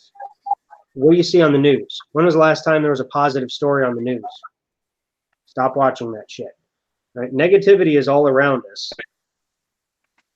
Positive was when it shut off. Just saying. Exactly. That's the best fucking news I've had ever. Bye. Okay. But they polarize us and they keep us fighting and they keep us arguing and they keep us hating. And that's not going to help your brain, because you're constantly, instead of making a friend with someone, you want to fight them just because of some ideology that they decide they want to follow. Well, I've sat down and I've talked to liberals, and guess what? We can have a conversation. We don't have to fight each other, but social media, things like that, all it's doing is widening the divide. It's enhancing the negative in life. If you only see negative when you're going into your own thoughts, you're only going to be negative. Right? It just feeds itself. So that's a big one. Infections, Lyme disease, syphilis. There are all kinds of different infections you can get that will affect your brain function. Yeah. Yep, exactly. Be tested for it. All right. Have that shit checked. Get that penicillin shot. You'll be all right. That thing hurt. Neural hormone deficiencies, head trauma if you're a kid. All right. Kids playing sports. If my nephew crashes his dirt bike, which I hope he doesn't, and gets a head wound, that can fuck up your cognitive function later in life. Diabetes is a big one. Food-like substances. One of the things he said when I was looking at a video that he put out a while ago, ISIS has nothing on our food system because our food system is a biological WMD. It is causing more damage than ISIS has to this nation. Food is important. Imitation food is not. Stop eating imitation food. That causes your diabetes. That causes all these other things. And proper, healthy sleep. One of the things in the Bulletproof Diet, the biohacking part of Dave Asprey's thing, where he goes through his sleep. Sleep is one of the biggest things you can do to enhance your mood, to help fight depression and things like that. And it's important for your body. You have to sleep. One of the things, now I figured out probably what's helped me. I sleep in a hammock, so my body is naturally elevated on my head side. My other brother, has put a couple of blocks under his bed to help elevate the head of his bed. This uses gravity to help that cerebral spinal fluid flow out of your head. One way that you can help your sleep. And that's what I think sleeping in a hammock is really why I sleep better, is because I'm helping my body do its natural functions. I just didn't put two and two together until I actually started thinking all that shit. So, the next aspect, which is my own, is have a goal. Have a purpose. If you don't have a goal or have a purpose or have something planned out, you're floundering. You're a ship without any air in its sail. A ship has to have direction. It has to have wind. You have to know where you're going to find that. So figure out what you want to do and do it.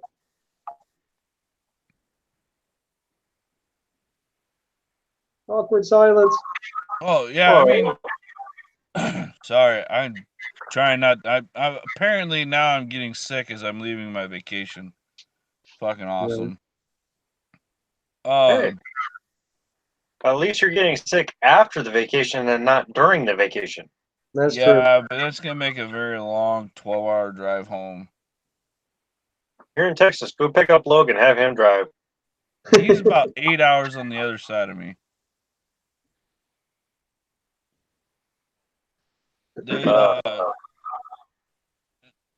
Anyone have anything to add?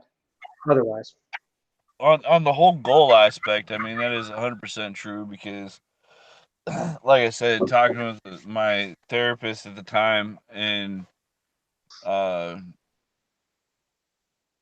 before I stopped going, because it seemed like every time I would end up going, I'd always end up getting a new medication, and I stopped taking a lot of the medications that I had because it seemed to be more foggier than I was without it. And I did a test because one day I didn't feel. I felt like I was just a walking zombie walking through and not really feeling anything, and I didn't have a chance to feel anything for a while. So I literally sat down and watched Tom and Jerry for 3.5 hours, and I didn't laugh at one bit. And I realized, I'm like, wow, okay, so they're trying to give me something to help me, but yet I'm I'm pretty much nothing right now. Oh So yeah, everything slows so down. I mean, I had stuff to make me happy, not dream, make me fall asleep, make me not where I'm so aggressive every day, help me calm down in just normal life. I mean, the medicine cabinet, I still have it, and I look at it as a reminder of why I don't want to be the person that I was when I came home, because there's like 30 fucking medicines in there. And God knows what the hell I was doing to my body. I mean, I even saw that the thyroid medicine that they gave me, because apparently my thyroid went out when I was in Afghanistan, that apparently it ruins your liver. Mhm. So that's pretty awesome. Um, Well, but the one thing that I have started, I incorporated in. I've tried it just to see what it would do, and I took the CBD oil drops, and I drop a droplet underneath my tongue. I'm calm, cool, and collective. I feel I'm still cognizant about things. I'm just a lot more calmer. My hypersensitivity is not extremely going through the roof, and I'm not popping pills.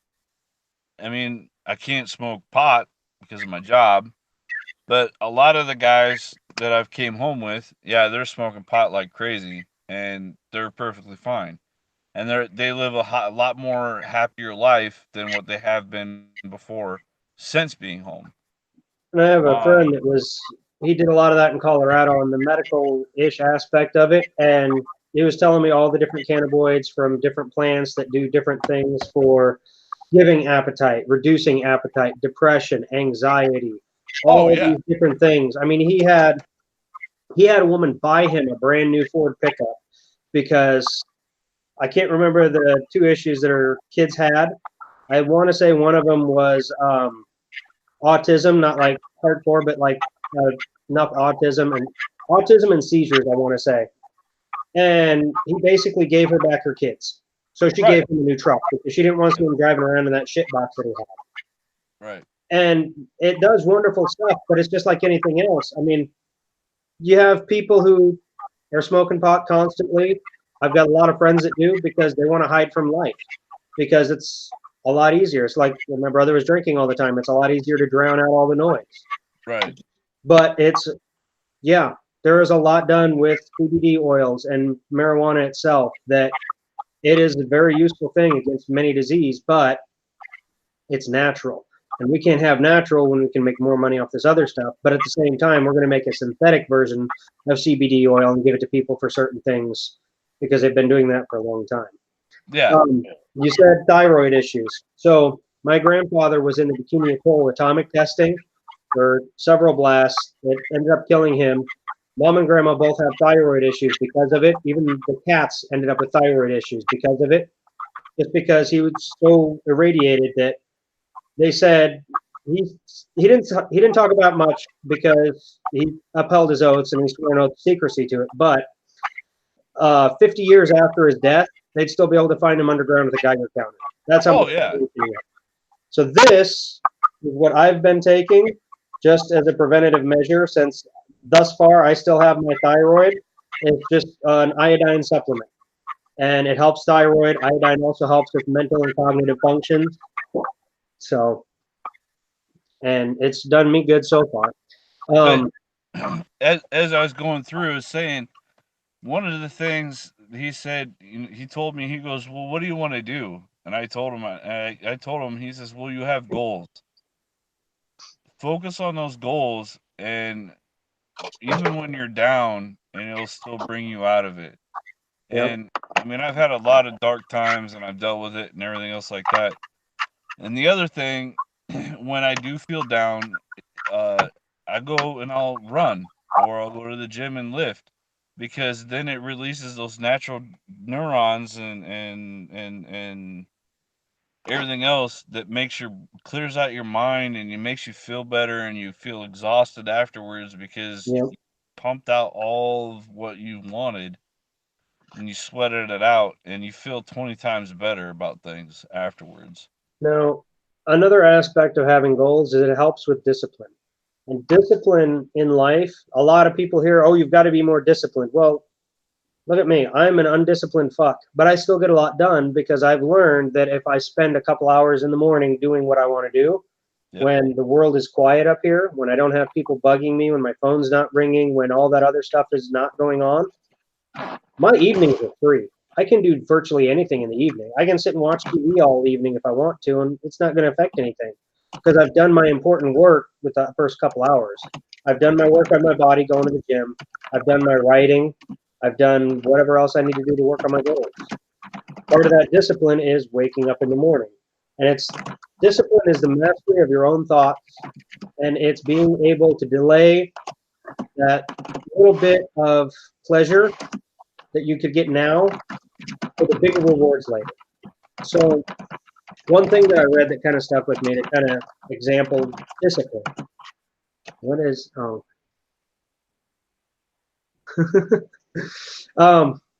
so you got these two guys, okay?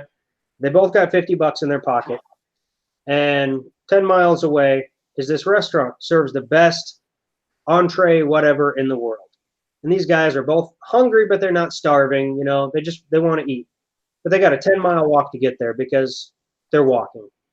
So on the way there, one guy sees a hot dog stand. He's like, you know, it smells really good. I think I'd like a hot dog. The other guy was, okay, well, I'll meet you at the restaurant. So he has a hot dog on the way. Screw it, I got some time. I got a little bit of distance, okay? Well, and then he's walking a little farther. He gets thirsty from eating, so he stops and he gets a Coke or something like that, you know, because he's a healthy dude. Well, he gets to the restaurant. His buddy's already had this entree. His buddy's already finished. There's a little bit left, but he's at the restaurant now. He doesn't have enough money to buy one of his own. He's already eaten a little bit, so the food's not going to be as good, but he really wants to try it. If he would have had the discipline to walk by that hot dog stand, he would have needed the drink, and he would have been able to sit there with his friend and eat this awesome meal that everyone raves about. That, in and of itself, is being disciplined. If you go out, if you have this goal to buy, I don't know, say you want to buy a brand new motorcycle, all right? It's $10,000. How are you going to get there? Best way to do it, save your money.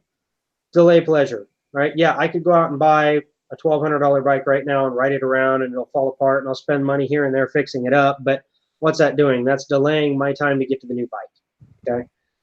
Like, I want a FAL. I miss my FAL. I want that rifle. How long has it been? It's been like 6-7 months since I've been on the path. I've been looking at it. I've been trying to figure out exactly what I want it to do, how I want it set up. I'm planning all this stuff while I'm putting away $5, $10, $20 so I can buy it when I want to buy it.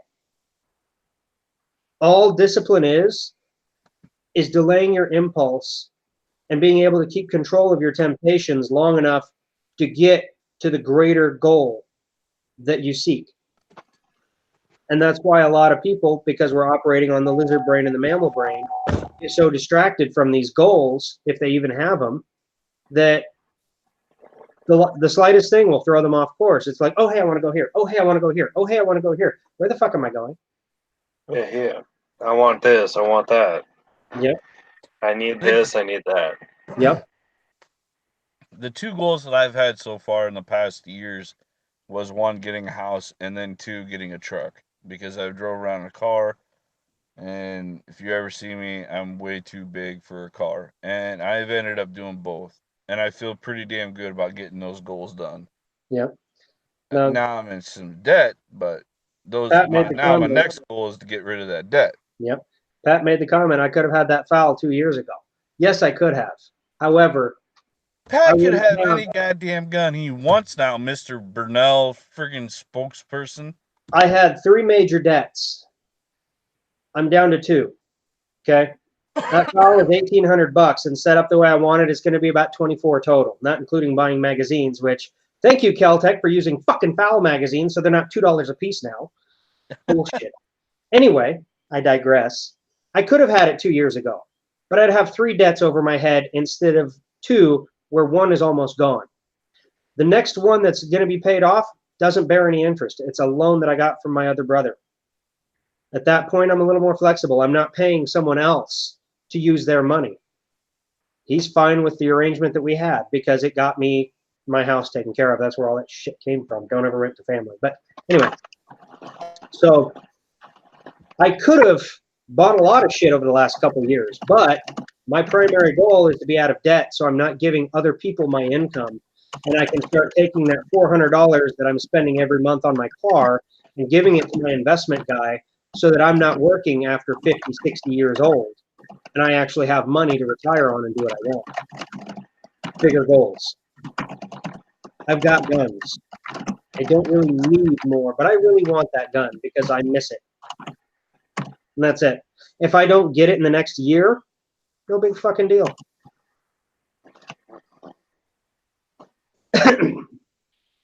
Yeah.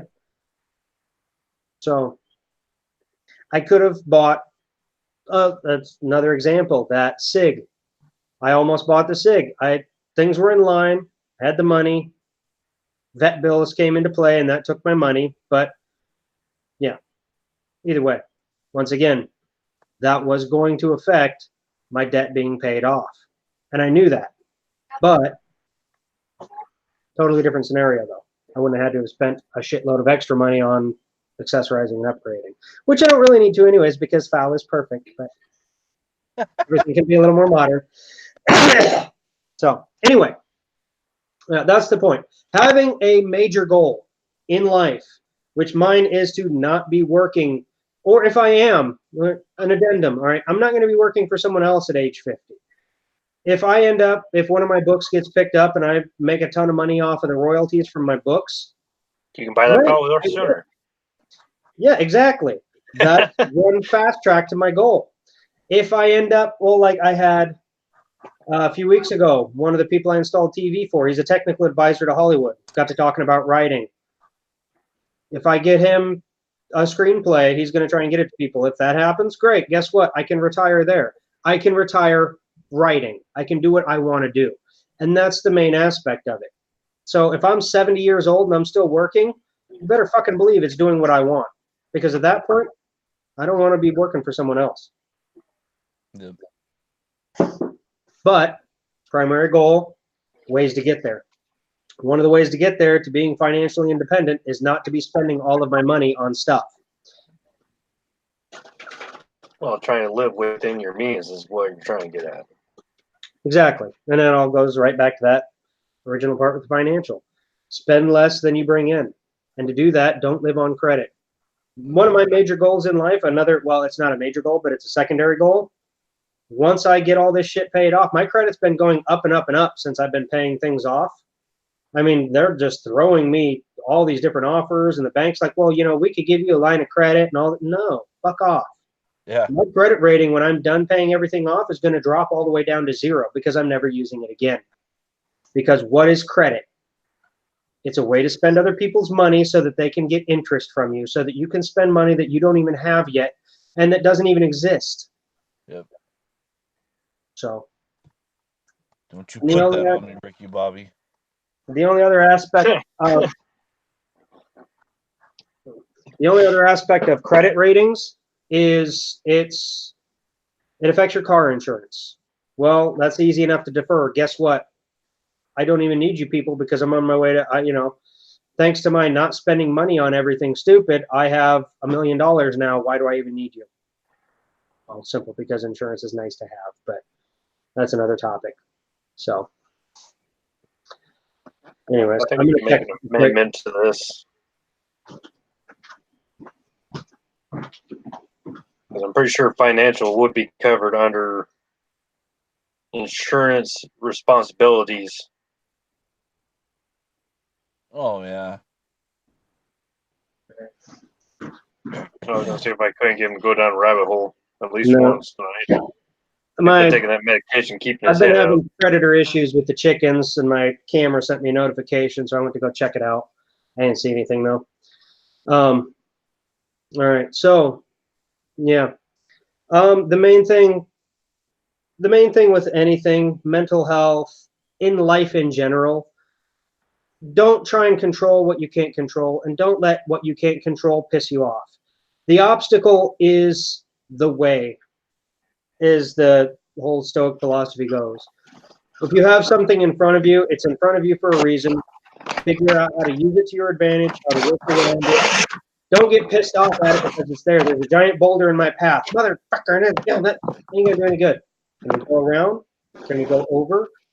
Can't go under. See? The obstacle is the way. It's the only way that we have, because none of us is going to live a life where there's nothing in front of us and we just have this easy, clear path the whole way. That's when you call the engineers and we come in and blow that fucker up and keep moving. There's another way around, exactly.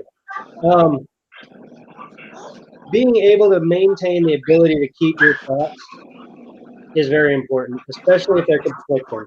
So it's easy for people to go to the negative. That's that animal brain kicking in. That's trying to keep you alive. Okay. You know, I don't want to get fight or eaten. flight notion. I mean, Yep. that's automatically what you're going to read down to. Yep. Or redact to.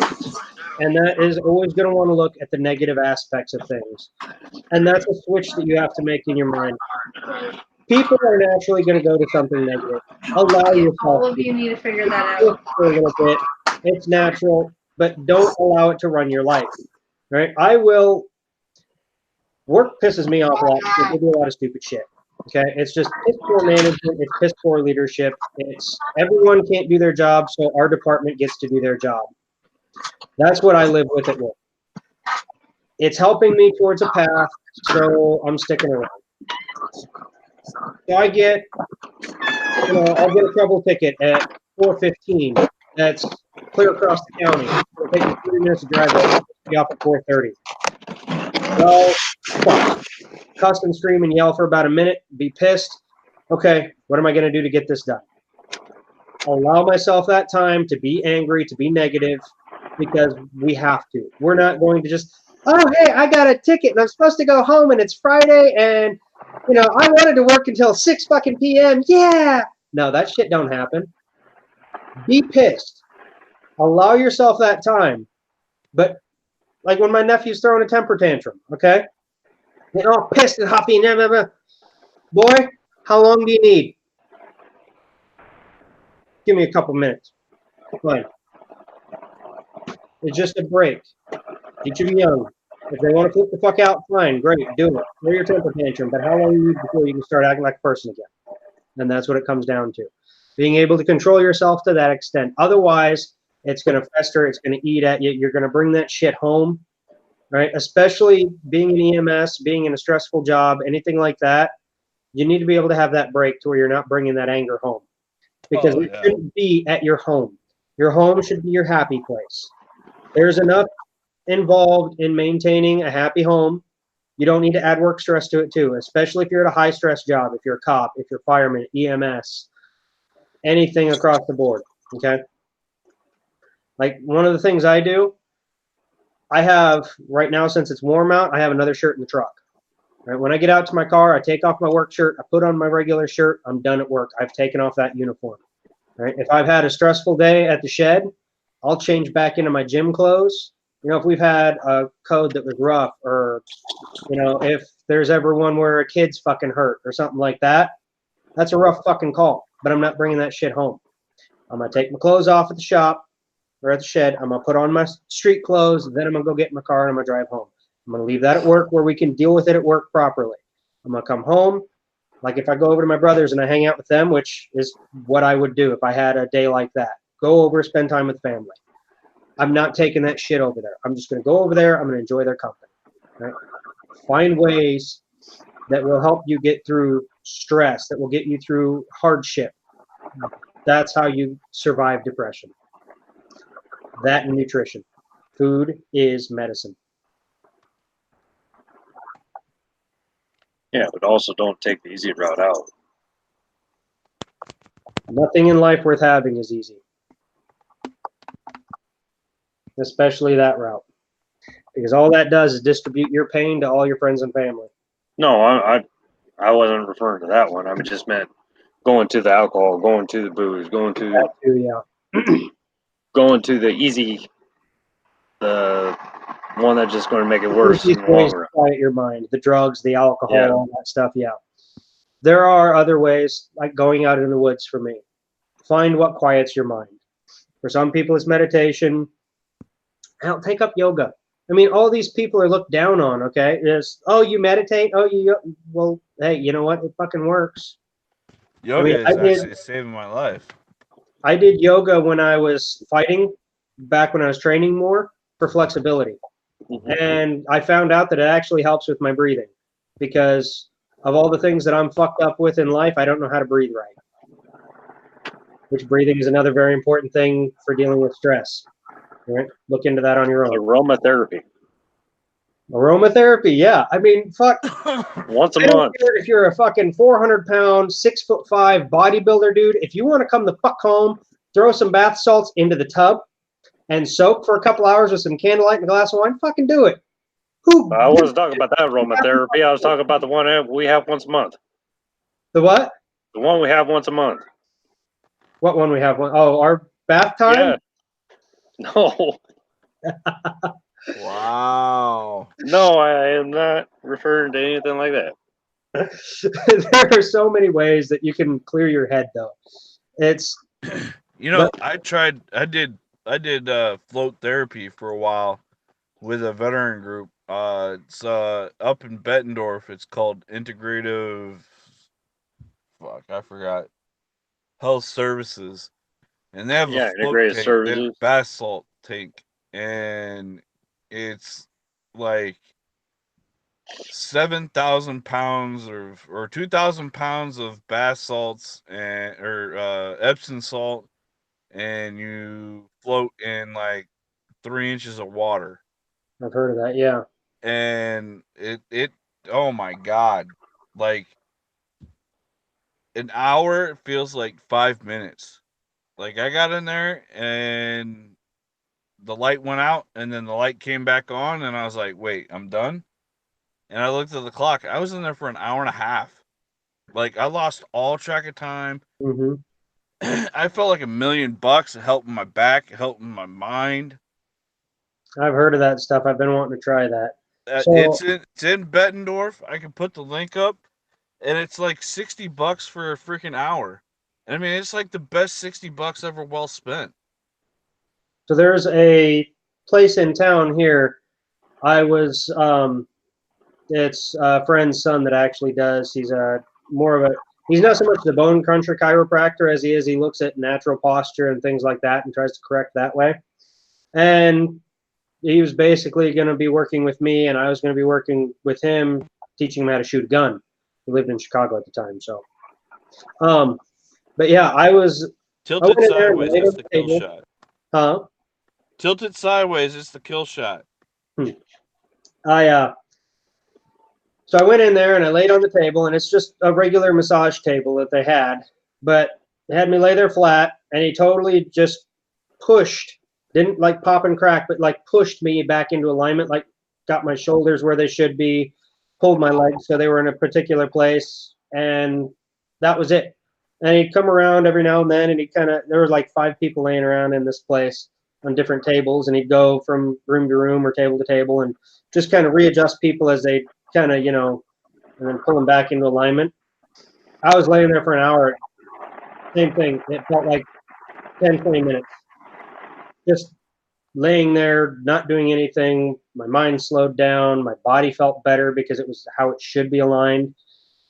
And yeah, simple things like that can do wonders for your state of being. All preventative maintenance will help you have a better mind and a better body.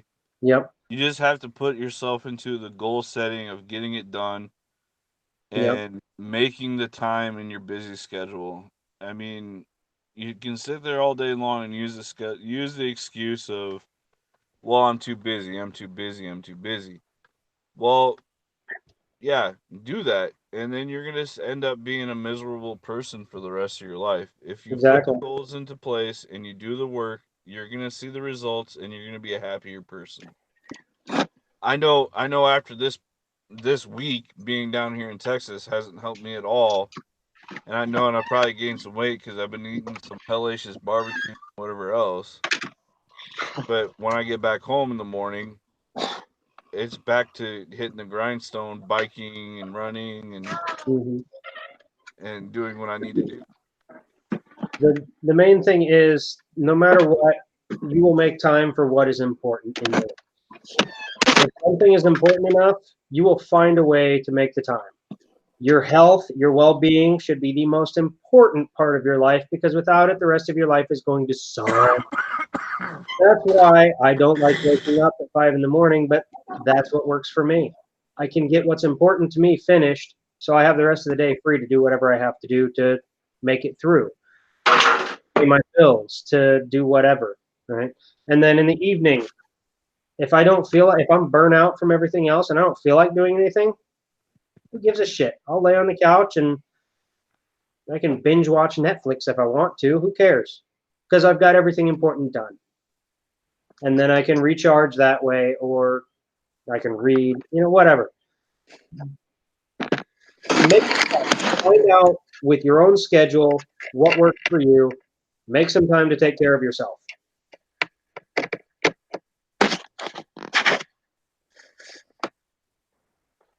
And that is pretty much all I have.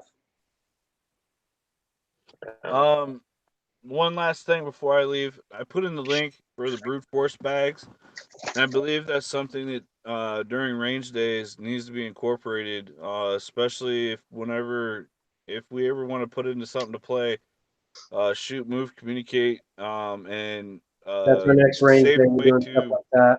huh? Next range day, we're doing some of that. Pat's got a few things that he wants to work through. He's working on a few drills that he wants to do. And once we get up in the better communicating and moving around kind of shooting, I did want to incorporate something like a buddy drag or something like that, where those would work great. Right. And these things would be a lot safer to have than actually doing it with another person. Yeah. Like I said, they can go up to 125, up to 200 pounds. So your normal size people, and plus you can take it anywhere. It's a anywhere type of gym. Like I said, I got 5 guys on our fire department right now that we're doing things with it, incorporating it within workouts. Um, and look at it, see what you guys think.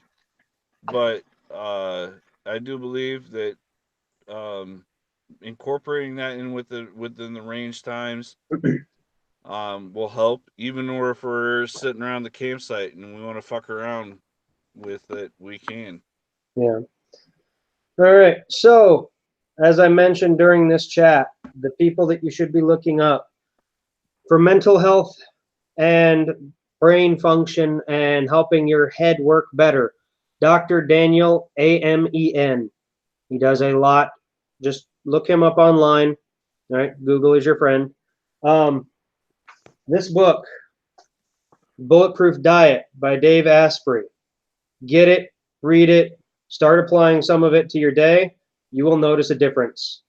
I have seen firsthand this working with people around me. I have seen firsthand, a lot of you have seen firsthand this working for me. In the last 4 months, how much weight have I dropped? How much better have I felt? How much more active have I been? So, right there. Bulletproof Diet. The other one is Your financial guru and them. Yeah, I have the cover from it. Dave Ramsey. He's the one. You can look him up on YouTube. He has a radio show that he always has clips on from there. You can listen to it like a podcast. He's got some that are 5-10 minute clips. So if you're just working around the house and you want to listen to it, or he's got some that are longer. But financial advice, go with him. That's what I've been doing. It's working. And another person to actually really to believe in and philosophy and stuff like that, and I believed a lot of it, especially when doing martial arts. You look at Bruce Lee's philosophies on a lot of things, Very much. and be like water. And having no way is having Yep, a way. yep. I love Bruce Constantly Lee's philosophy flowing and on always able to shift and change into whatever situation is happening will help you have a clearer mind on Yep. what's going on in your life. I'm glad you brought that up because his daughter Shannon has the Bruce Lee podcast. Look that up. There's multiple episodes on there, and it's all the philosophy, writings, and stuff like that. His beliefs. Yeah, Bruce Lee, he lived a short life, but he had a hell of a life. And just the way he did things, yeah, that's another great person to follow, the kind of like a mentor of sorts. A mentor is sadly no longer here. Right. I mean, for a man who could sit there and do anything and anything that he put his hands on, and I mean, to sit there and ignite matches, wooden matches with nunchucks, to have that much focus and mental toughness to be able to connect at that type of rate of speed, it just was unheard of at that time, and And it's still unheard of today. it was all because of discipline. Yep. He disciplined himself to the point where he would go out and he would just practice one kick over and over and over. When I'm working with the heavy bag in my dojo here, I will sit there and I will practice this punch and then this punch. And I will throw so many repetitions of the exact same punch over and over again. My mentor, my old martial arts teacher, he had the fastest fucking jab in the world, and it still pisses me off to this day. We'll be doing blocking drills where all I'm doing is blocking his incoming punches. Are you ready? Yes. Whack! Fucking left jab right to the forehead. Didn't even see it coming, and it's already back at his sides. Like, I thought you said you were ready. I'm never ready for that fucking jab. But he'd worked that jab so much that he could go from a neutral position to bopping you right in the nose with it, and you'd never even know it was coming. That's discipline. That's applying yourself to a point where you master something. Yep. So, anything Well, to add? speaking Or of mental health and rest, I'm gonna have to crash here soon. I'll be up at 4 or 5 a.m. to go back to Iowa. all right. The All hell that I got to add is I hope you're not the one watching this or eating this while watching this. is that? Fucking ice cream with chocolate covering?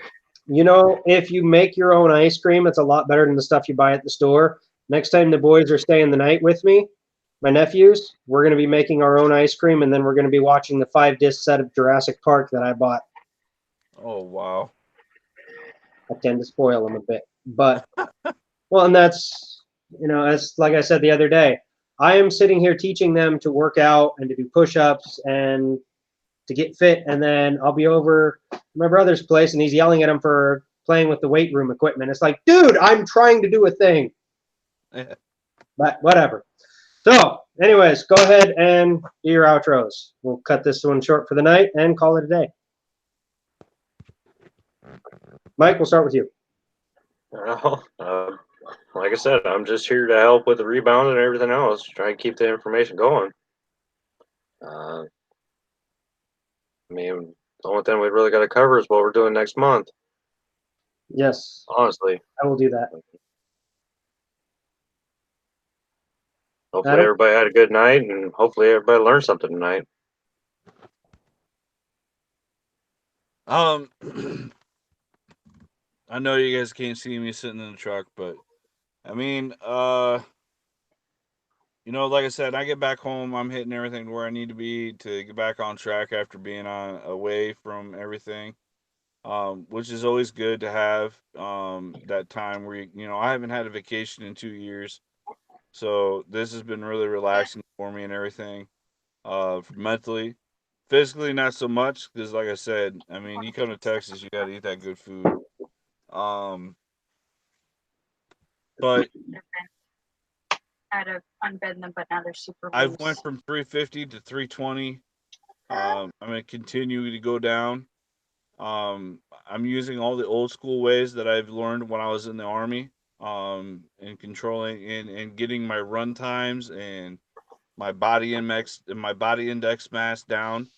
Um, and if anybody, well, yeah, there's a bulletproof diet. I understand that, I but highly recommend it. there's also the old school Army way. With the physical activity. Uh, you know, when I graduated boot camp, for my age group, I was beating kids that were 18 years old, and that is a goal that I want to do. I want to be able to do a 2 mile run again with the time that I had at basic training. When I graduated basic training, I ran a 2 mile in 14 minutes flat. I want to be able to do that at 36 years old, and I can get there. I know I can. I just have to put the work in. And I know there's some guys that are out there in our group, or even not in the group, that are in different states. Whoever's watching this, you want to learn how to get that fast? You can shoot me a message anytime on the Zert page. I'll give you the key antidotes, and we'll go from there. Um, I mean, you got to train as you fight, and I mean, if you're overweight, you're not going to make that fight. I've seen guys, even guys that it's a double-edged sword, because I've seen guys who were the PT studs and going into Afghanistan and going up mountains that were just sucking wind. That's a different terrain. But if we're gonna be fighting a fight here, it's on our home turf.